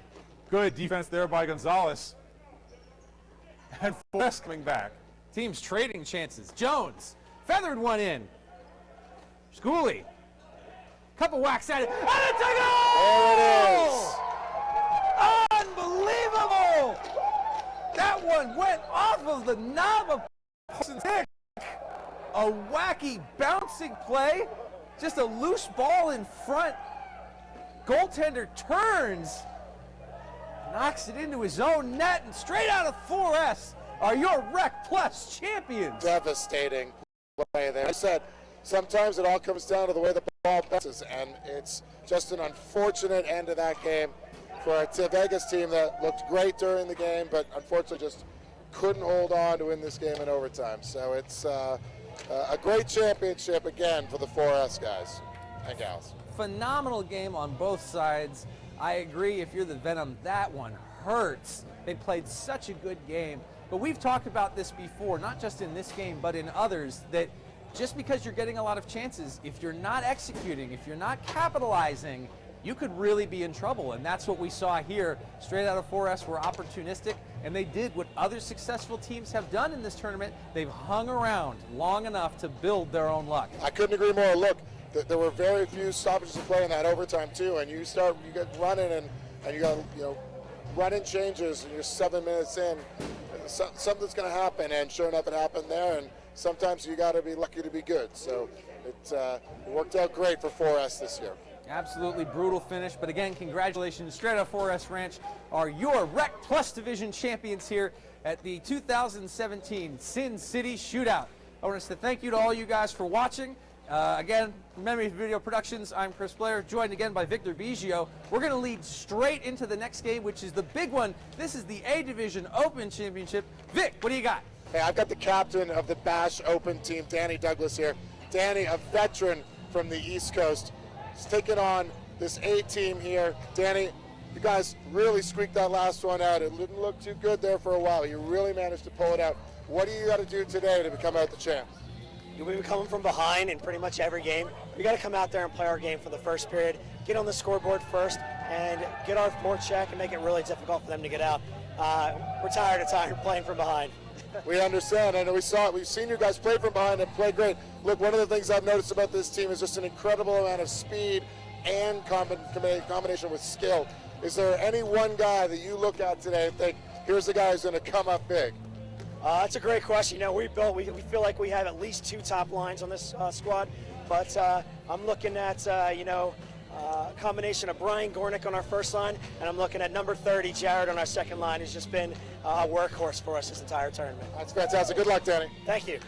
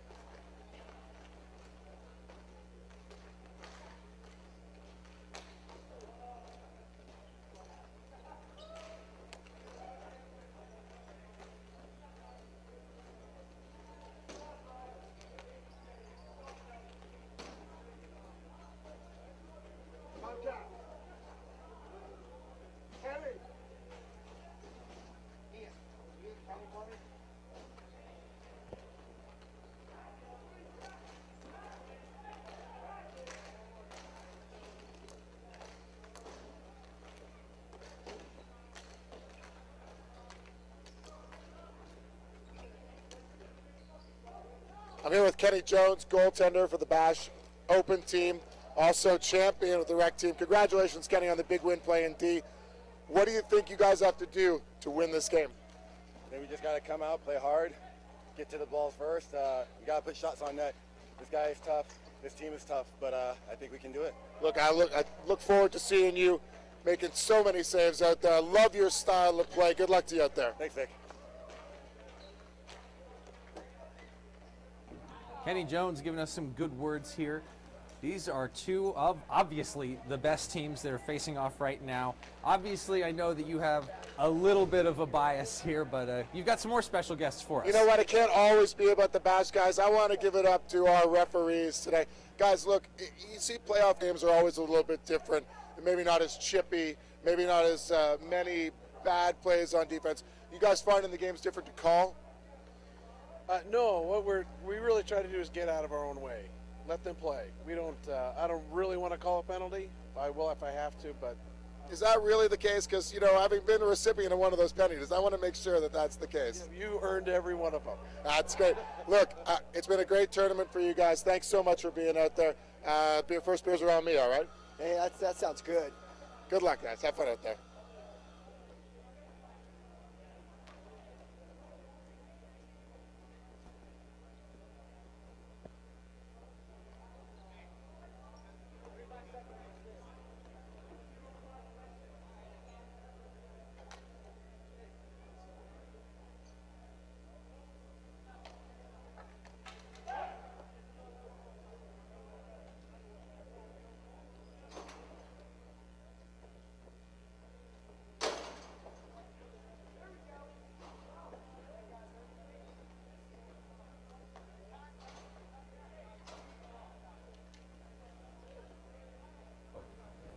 So two phenomenal teams, LA Riot and, of course, Bash, the Bay Area Street Hockey guys, in the Open A Division Championship. You don't get here by accident, folks. There is a lot of skill out there right now. So we're going to see what they got to show for it. The crowd's jacked up. We're jacked up. Let's get it ready to go. First period, 11 minutes. And a whistle right away. Look at that, 2 seconds in. One thing about having 3 full teams from Bash, 45 people here, is the Bash group has a large contingent of fans over there. Hopefully they won't get too rowdy. Well, we'll see.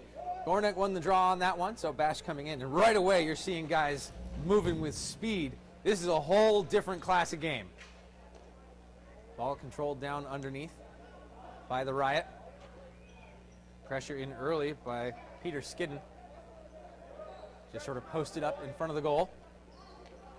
Sean Thompson, the netminder for the Riot. Rolls this one up along the near side wall. Controlled cut inside. Chance shot. Jones! And that one was loose. Close opportunity there.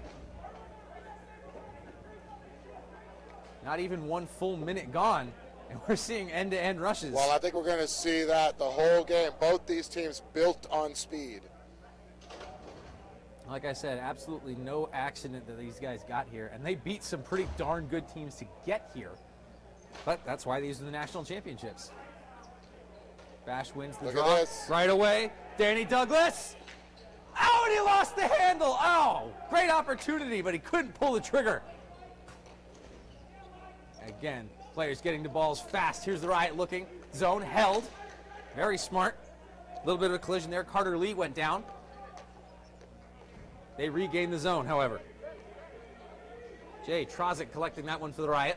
Sends it up. Icing is going to be called. Leisurely. Interesting fact here about the Bash team. Multiple sets of brothers on this team. We got the Gornicks, Brian and Chris, the Skeetans, Otar and Petter, and the Zelinskises, Matt and Eric. Well, we alluded to it earlier about this being a family affair, and in this case, it's quite literal. That draw won by Bash, but eventually controlled by the Riot, and they come in hot. That's Zelinskis on that one. Players arguing for where that draw is supposed to be as the ball comes up and out of the zone. Again, another game, a little bit chippy, a little bit choppy to start. Stopping and starting over these first few minutes as these guys work out the kinks. Gornick won that draw and gets slammed down into the zone by Eric. Zelinkus covered up easily by Thompson. I think at this level, these players kind of like it that way, don't they? Yeah, absolutely. And look, what you have is definitely a more skilled game, and so you're going to find that the ball is in spots where guys know when to freeze it, and then obviously the game is going to be stopped. Down into the corner, Bash getting the better of the early going here, but it is still very early, and the margin of error is so much tighter at this level than you would see in different spaces. So I expect to see both teams get these kinds of chances.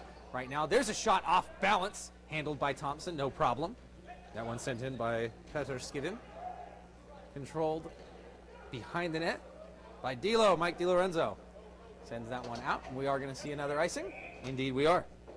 You know, the Bash team has not been in the Open Division for the last couple of years. The last time they played, heartbreaking loss in the finals.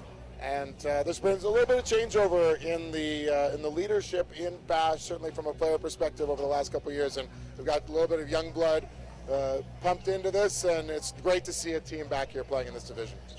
Jared Hatfield wins that draw for Bash. That one swatted at by Zelinkus. Now chased down into the zone. Zelinkus has it again. Bounded that one up and off the wall. Douglas. He's got a ripper of a slap shot. He's already scored a couple like that this tournament, some from even that distance. A little bit ridiculous if you ask me, but like you said, they're that good. That's his style. Now Riot coming in, 6:45 to go. Trying to get a little bit of action here. That's number 17, Rob Scattergood. Just drops it off. No one's there. Brian House chasing after it. Comes up. Out of play here. The LA team, give them full credit. They played a fantastic semifinal and absolutely deserve to be here right now. They got a couple guys who are doing double duty, playing in the rec division as well. So we'll see again how that affects their legs as this game goes a little bit deeper. Definitely players on both sides that are doing double duty. So it's not only their third day, it's not only multiple games with one team, but you got to double that whole thing. That's got to be taxing. We have got a penalty to Bash here.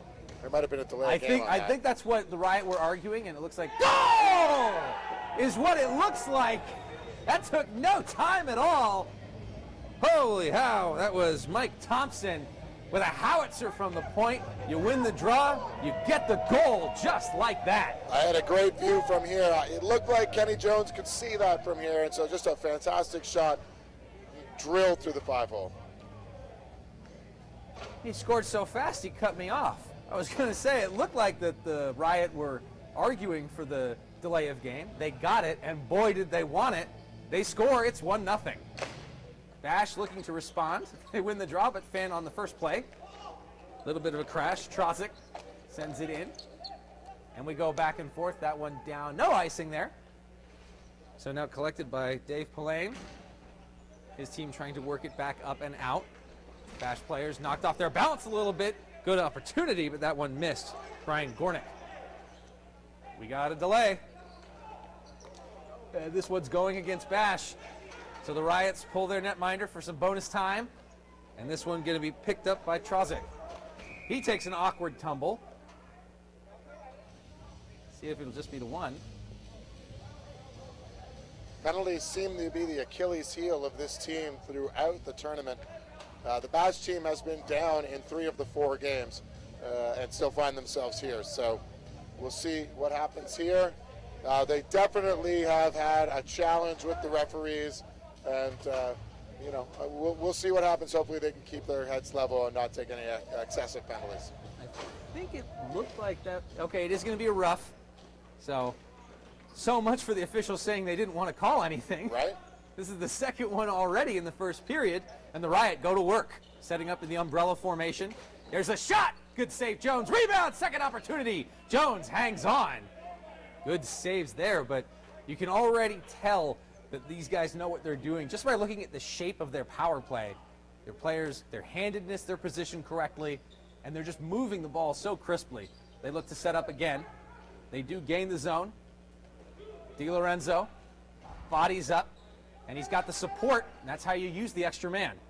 Top of the circle, back in the umbrella. Shot doesn't get through. Held at the point by Thompson. He scored the first one. Backhander lifted up and out by Zelinkis. And they try to make some changes, and they do. Riot also making some changes now as the first minute of this penalty is gone. So Bash already faring better on the kill than they did on the first one. But this is a lot of pressure coming from the Riot, and you see it again. 77, Marek Schlotzik. Feels the back pressure, just hits D'Lo. 3 minutes to go. Finds the open man, good stick. That could have been dangerous. Ryan Sutliff was loaded up and ready to go. That pass sniffed out very smartly by Petr Skidin. Oh no, I'm sorry, that was Gornick. Brian Gornick got that one. Oh, they found an open man in front. Jones scores! Well, miscommunication by the Bash team at the blue line there. Sent the Riot's player in, and a great play, great delay to score that second goal. Rob Scattergood showing some excellent patience there. Gets around the sprawled out Jones. And boom, boom, just like that. 2 minutes 15 to go, but that's 2 power play goals for the Riot in the early going here.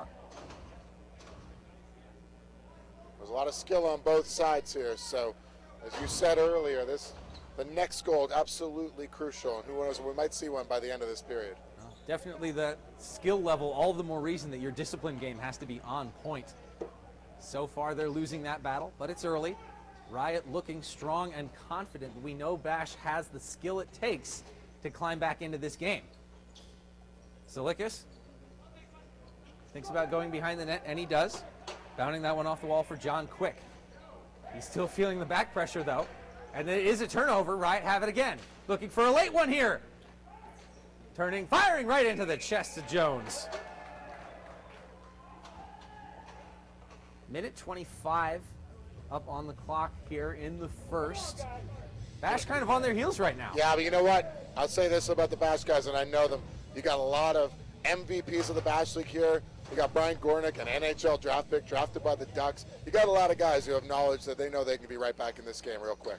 In the meantime, Dave Poulain takes a shot. Jones fought aside. Lifting a little bit there was Weeder. Nice little between the legs to Skidden, but he loses control of it. Back down for Poulain. Tries to send it out. Good job by Bash holding the line. Doesn't matter. Weeder got it out. Forced to be collected again down by Bash. Eric Zelinkis tried to send it out, and that pass snuffed out by Di Lorenzo. Jumping on it now with 30 seconds left. Zelinkis just trying to get something. Gets it on net. Bouncer.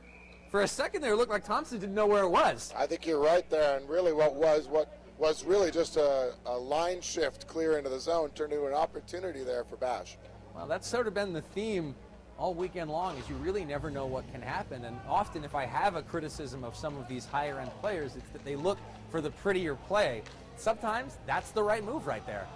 Just like that, the period's over. One of the things about the running clock is that there are ways I've seen teams figure out how to stall, and I think LA got away with one a little bit there in an attempt to stall before the period ended there. Well, so far, good clock management, good ball management, good power play, and it's 2-0 just like that. What does Bash need to do to climb back into this game? Well, like I said, they got to stay calm. And more importantly, as you said earlier, they got to stay disciplined. They, without a question, have the skill set to score. They've been down 2-0 twice already in this tournament. And they have the ability and the skill to get back. I can tell you just by looking at them right now, they are calm. No panic whatsoever in them. I'm looking at the guys in the Riots. They think they know. They know that the next goal for them could be the one that just sends them to the championship. Yeah, definitely. If I'm the bench boss on the Riot, the message is simple. Change nothing. Literally change nothing. Do not take your foot off the gas. You are playing the way you want to be playing. And if that means at 5-on-5 they play to a draw, that's okay. Because I think right now we are seeing a pretty even 5-on-5 game. So if they can just stand pat on the strength of their special teams, they're in good shape. It's going to be a really interesting period here. Of course, you got the long change, which will be a factor, even though these guys are pretty fast. And I see, it doesn't look like Bash has done anything with their lines. You got Jared Hatfield, obviously just a sensational player. Danny Douglas, the captain, and a champion in his own right from the West Coast, and Rob Catalano, who flew in from Toronto for this tournament. Yeah, I agree with you. No panic is the right way to go. They have every reason to believe that they can hang with this Riot team. They have every reason to believe that they can beat this Riot team. Right now, they're beating themselves. In the meantime, more bodying up, and expect this game to continue to grow in physicality as we carry on. Douglas manages to fan that one into the zone, but couldn't get away with it. He was trying to spring Catalano. Wouldn't go. This one goes down. No icing. And already you're seeing an energized Bash team. And that's what they need to do. Be quick to balls and strike in with pressure fast. We know they can. Zalikas blows a tire. And that gives the Riot an opportunity to come in. Quickly amends for his mistake, though. Catalano battling against DiLorenzo. Douglas holds the line. Danny Douglas finds an open man in Hatfield, but couldn't make it go. Good idea, though. Quick ball movement, and they're looking to strike. And they want to send it right back in immediately. Again, players on that long change, so you have to be very calculated about your line changes. Nice job defensively there now by Graves. Sent in behind Thompson. Graves, first one on it. Tackled! There's going to be a call there. Carter Lee, you can't do that. They've got a lot of leeway so far, but that one absolutely had to be called. And Graves goes down. The Riots take the penalty. Bash, big opportunity here on the power play now. I think that's a great example of exactly what official Robert Cruz said. He's not going to make the call unless he has to. He had to make that call. Cross-checking is the call. 2 minutes, he will sit. And what a glorious opportunity early in the second period. If you're Bash, you can't draw it up any better than this. On this power play, look for Matt Slinskas with that shot from the point. Right now, Douglas is set up to quarterback, and we'll see. They do win the draw. That one up and off the scaffolding, though, so they will reset. As I said, I've seen many times Douglas uncork blasts from Absolutely. the point.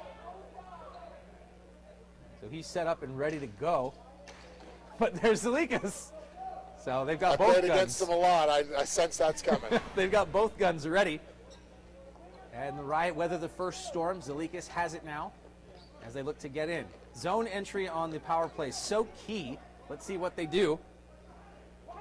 They spring Gornick, but he doesn't get to it first. Nice keep in with the glove. Gets that one down to Skidden. Header Skidden. Zalikas, shot! That one blocked and ended up going wide. Hammered out. No! They can't get it out! No, they can't get it out! Unbelievable! Douglas, though, he loses it. Now you got to get back. Riot very patient, though, not getting greedy, looking for the shorty. They kill the clock. That one just out of reach, and it goes down. Gornick couldn't corral it. 8 minutes to go in the period, 48 seconds left on the penalty. Back to Gornick.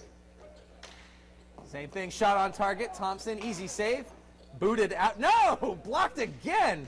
The zone keep-ins, really impressive. But the Riot hanging on. Despite all of those shots towards the net, Thompson looking solid. And Riot players doing a great job of blocking now with 25 left to go with the extra attacker.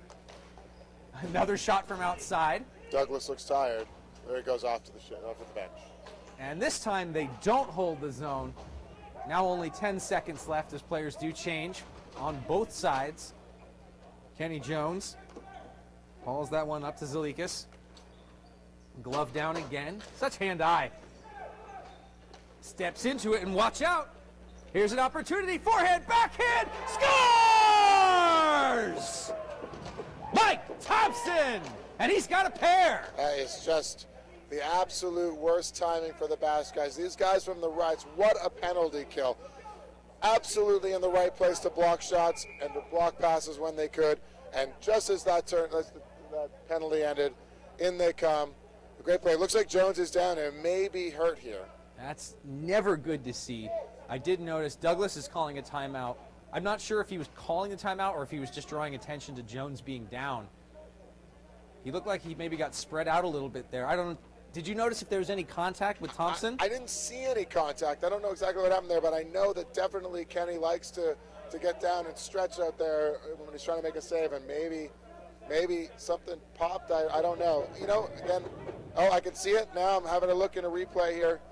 Absolutely contact as the Riot's player tried to get out of the way, jumped over Kenny and may have caught him in the mask in the back of the head with his knee.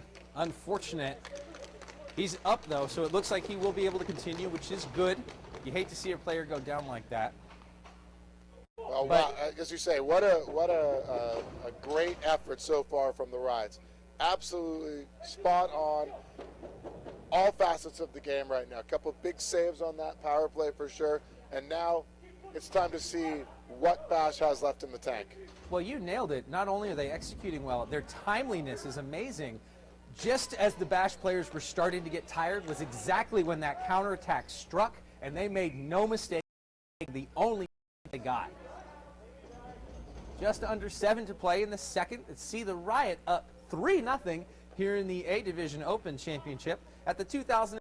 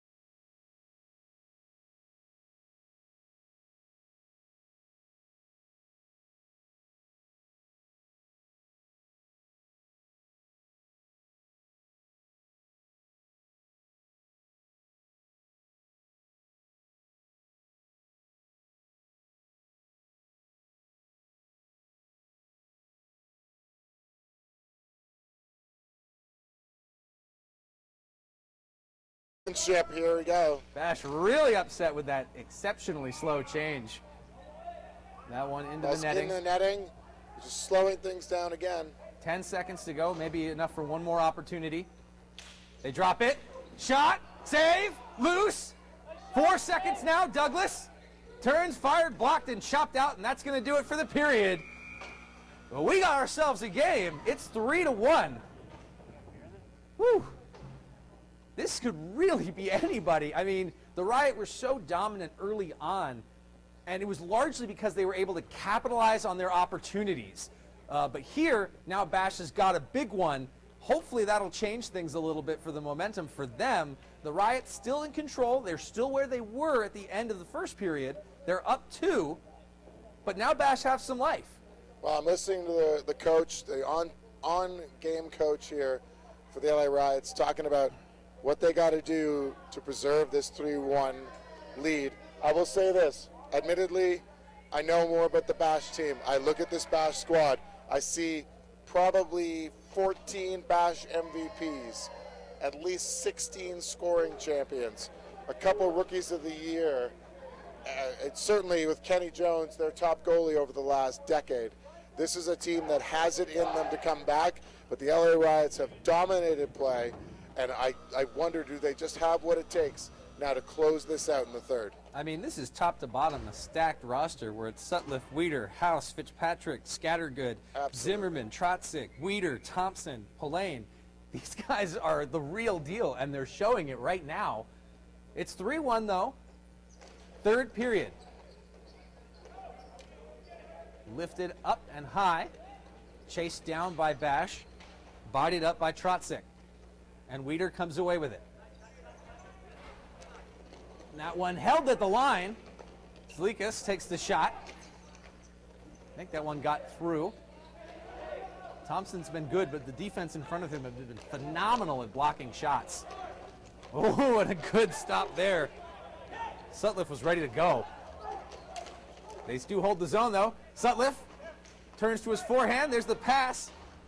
Got Slotzik bouncing, trying to find his man. Thompson looking for the hat trick. That one up and off the netting. They do get it out, but nice job cutting off the pass. Douglas was ready to take off. Another move by Schlotzik. Bash committing 2 players to him on the wall. Gets that one up to Douglas, but he can't escape. And you got another one.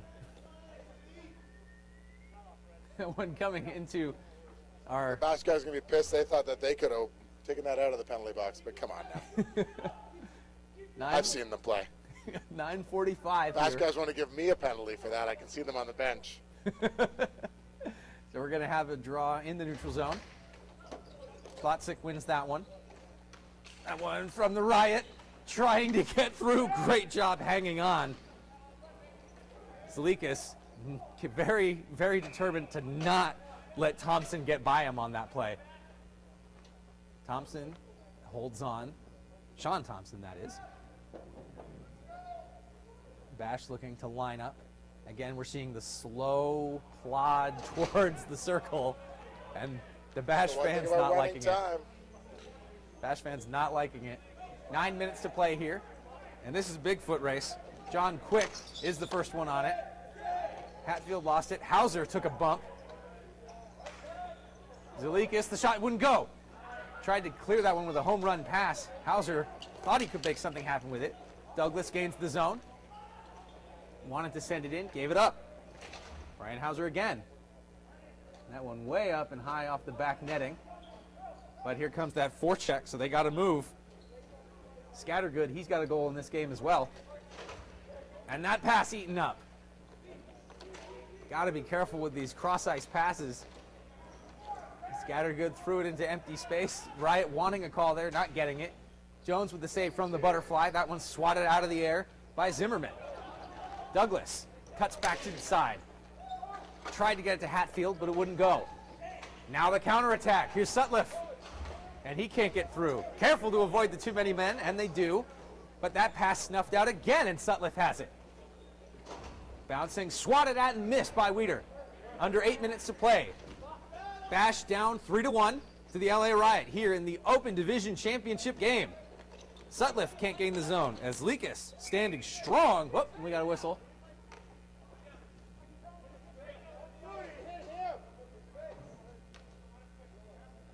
A little bit of arguing. And that one of my favorite parts of any of these games is that any whistle, the amount of arguing on both sides of what could possibly be a penalty. Oh, yeah. And this one, I think I heard 8 different calls that could have been made there. I'm not entirely certain what everybody saw that I didn't see. And I think the ball was just out of play. Right. Hey, it's gamesmanship, right? Absolutely. Look for the advantage. Di Lorenzo defending back there. Schlikas trying to send it out in a chase. Skidden wants to get to it first, but he can't. Sutliff tries to spring his man. It's no offside, so no icing, so Lee does get to it. Tries to turn inside there. Quick staying on top of him. Back to Slotzik. And Thompson, but he lost it. Now coming away with it is Gornick. And he's got a man breaking that shot, possibly looking for a deflection of some kind. Just bounces off the net. Into the slot shot, miss! Gornick on the backhand, in front, through feet. Can't get the danger shot, though. Out to the point. Got to be careful. And they hold the zone. Zlikas. Shot! And that one blocked. Can't get anything through. 6:15 to go. Bash still looking to get back into this one, down by 2. Riot hanging on against some of the best Bash pressure we've seen in a while, but they turn it around. The Riot get a 2-on-1 down low. Jones hangs on. Big save. Great play by number 14 a little bit earlier on.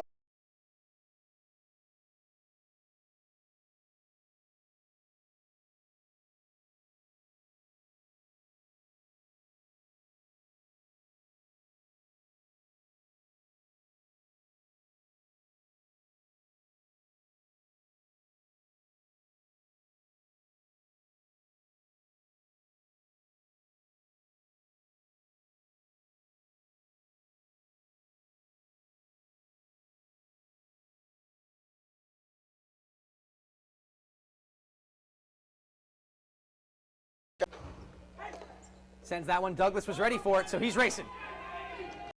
Douglas is crashing. Out. Thompson. Man, he is right there every time. Thompson is definitely the leader of this Riot's team. And, 2 goals aside, he is, as you say, every time it looks like there's a break for this team, there he is. We're having to call his name. Now 3:15.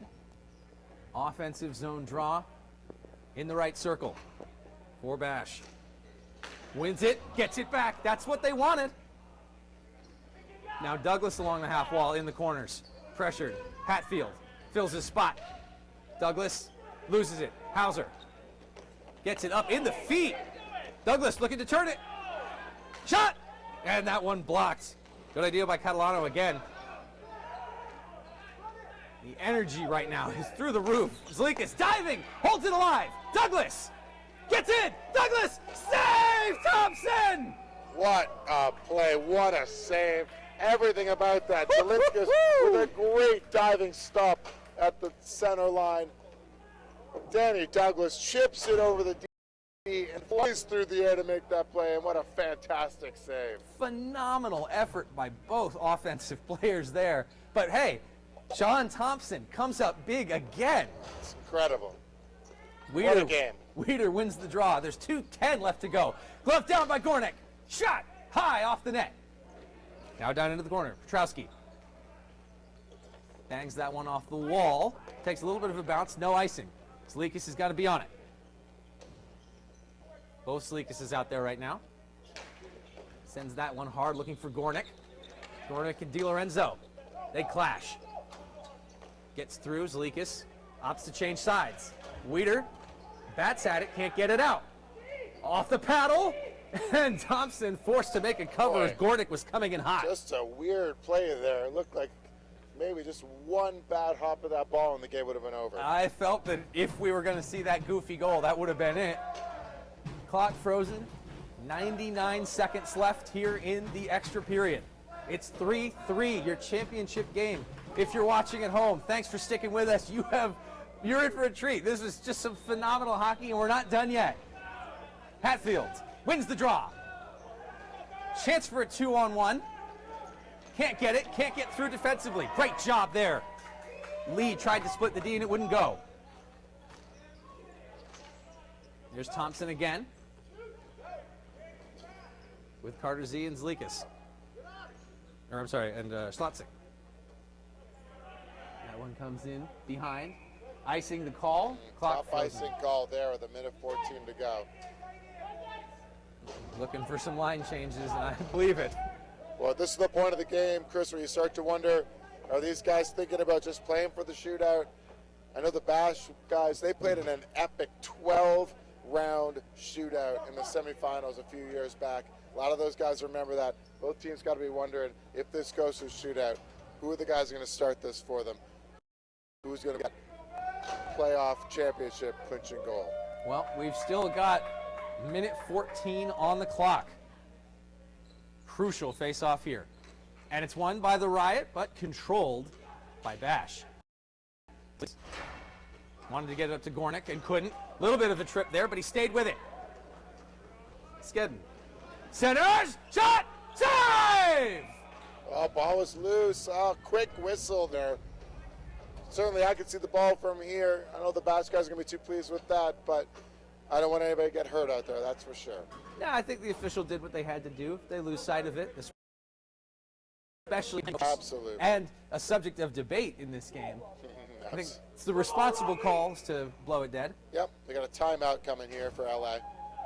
Whew, probably for the best. I could use a timeout Yeah, good myself. for us. Good for us. Unfortunately, all my purveyors of beverages are on the other side of the rink right now. I don't think they realize how hard this is, Chris. So we've got just about a minute left. This has been more than we could have hoped for. This has been a phenomenal game. The two best teams matching up in one of the best championship games I've ever seen here. And it's still not over, and I still don't know who's going to win this. Well, it's going to be interesting to see. I get the sneaking suspicion we're going to end up in a shootout. And, you know, the Bash guys did a great job in their semifinal shootout for sure, scoring on the 2 out of 3 shots. The LA Riots, they got a lot of skilled players too. Nobody likes to see a game ended on what is essentially a skills competition. But we don't want to be here until 8 o'clock tonight either. Right. But, you know, here's hoping that whatever happens, it's not a fluke goal that ends this. We've seen very high levels of play from both sides, and that's really how you have to think of it. Skill here, and it's been on display all game long. Here we go. There's the draw. Gornick wins it, but Di Lorenzo hangs on. 55 seconds and counting. He tries to thread that one through to Thompson. No go. Jones not messing around with that, and he just traps that one down and holds it. Kenny is the goalie who loves to play the play, especially this late in the game. That could be devastating, a mistake like that. 50.8 remaining on the clock, and now the Riot have their opportunity to take the draw. They set the... And Bash win it this time. So neither team really able to set anything up, and oh, hang on! I don't think Thompson knew that he had Skedden breathing down his neck like that. Tried to center. No doing. Douglas. Uh-oh. Looked like he was trying to make a change.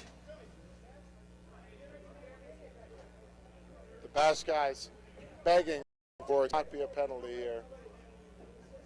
We'll see.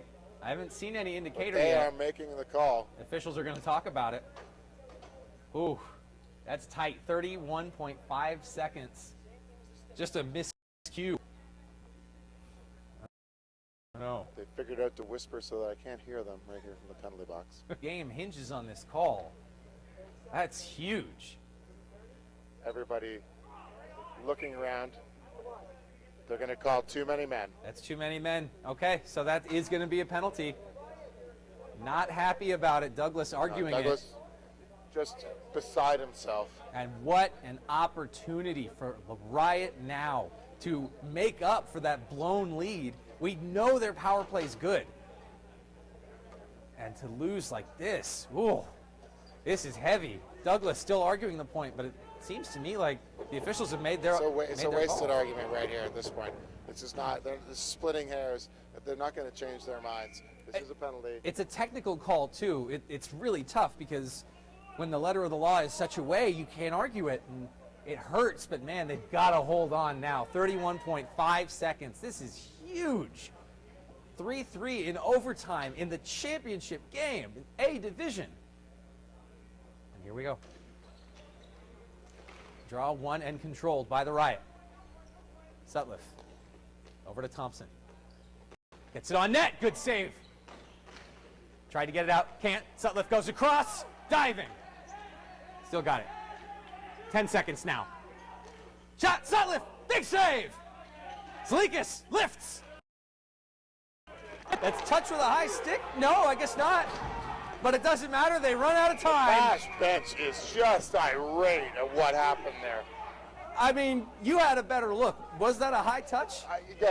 Having played in these games, I don't know that maybe a third official can be there to see that, but you're trying to make a judgment. B, nothing came of it. Teams battled through 33 minutes. It was not enough. We tacked on another 10. Still not enough. 3 goals aside, we decide this one in the shootout. Somebody's going to be the hero. Whew. Need another breather. This has just been a wild ride. A lot of drama, especially late, coming all the way back to that too many men penalty with 31 seconds to go. The Bash guys get away with one there, that's for sure. They hang on. And now, the shootout. 3 shooters on each side again in this shootout. In a tournament that has been dominated by overtime play. Games, the last one of the night, going to be decided right here. Look, I think that's great. I think the parity of the teams in these divisions is what makes for good hockey. And I have a feeling we're going to see, if I'm guessing, Gornick, we're going to see Hatfield, we might see Skeedan. I know Douglas scored in the semifinal too in the shootout, so maybe they throw him in too. But you've got a lot of guys on both sides who have the skill to score in a shootout. Oh yeah, on the other side, you know, Thompson, Weeder, Sutliff, House. There's a lot of options, so this is really going to come down to it. And pressure on the individual shooters, of course, but so much pressure on the goaltenders. Some discussion right now.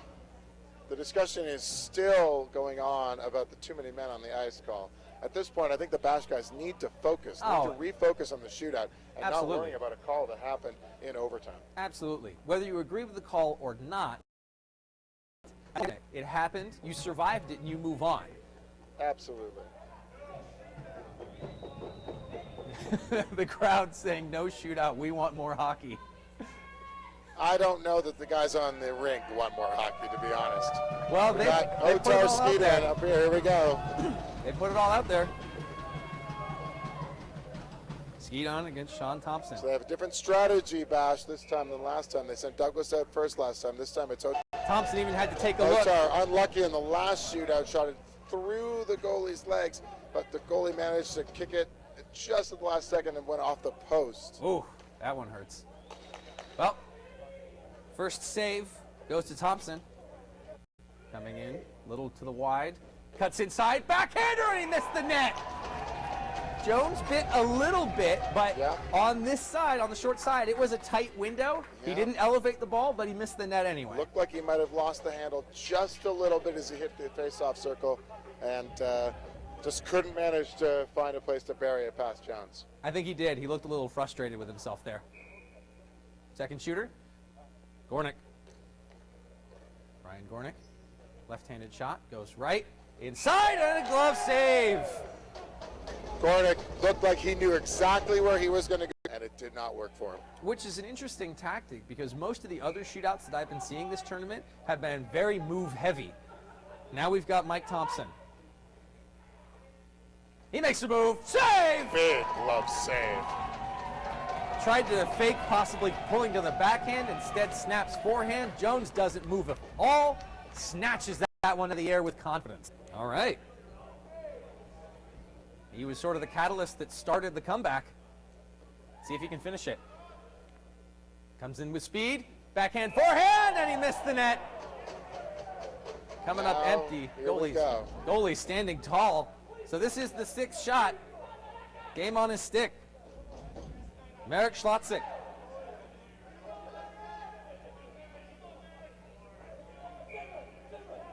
Thompson was perfect. Schlotzik with a chance to win. Makes some moves, changes speed. Looked like he had lost control. Winds up, big slap shot. Beats Jones on the blocker side, and it is game over.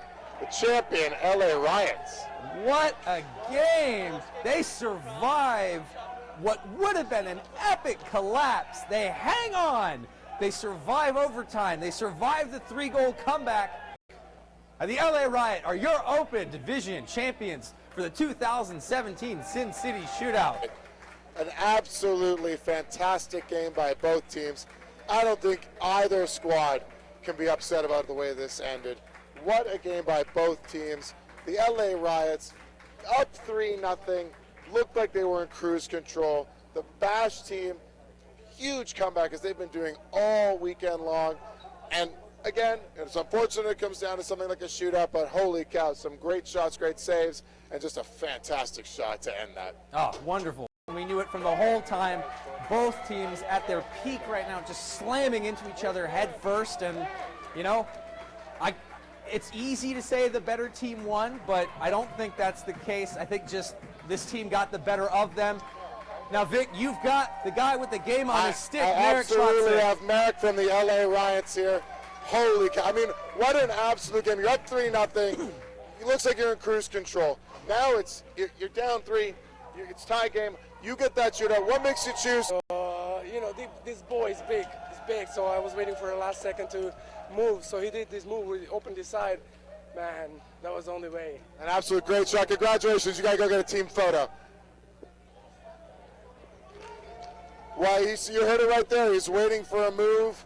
He found the move by Kenny Jones. I don't know what kind of scouting report he had, and he realized just wired short side, and that's the game-winning goal. It was a unique move. It worked. And again, tremendous efforts on both sides. Great game, great championship, great 4 more divisions. So, from Memory to Video Productions, Victor Biggio, thank you so much for joining me in this one. What an exciting way to finish it off. It was a real pleasure, Chris, to join you in the booth, or at least down here on the ice. Thanks so much to Memory to Videos. 100%. Thank you all. Hopefully you'll tune in with us next week. I'm Chris Blair. We'll see you guys next time.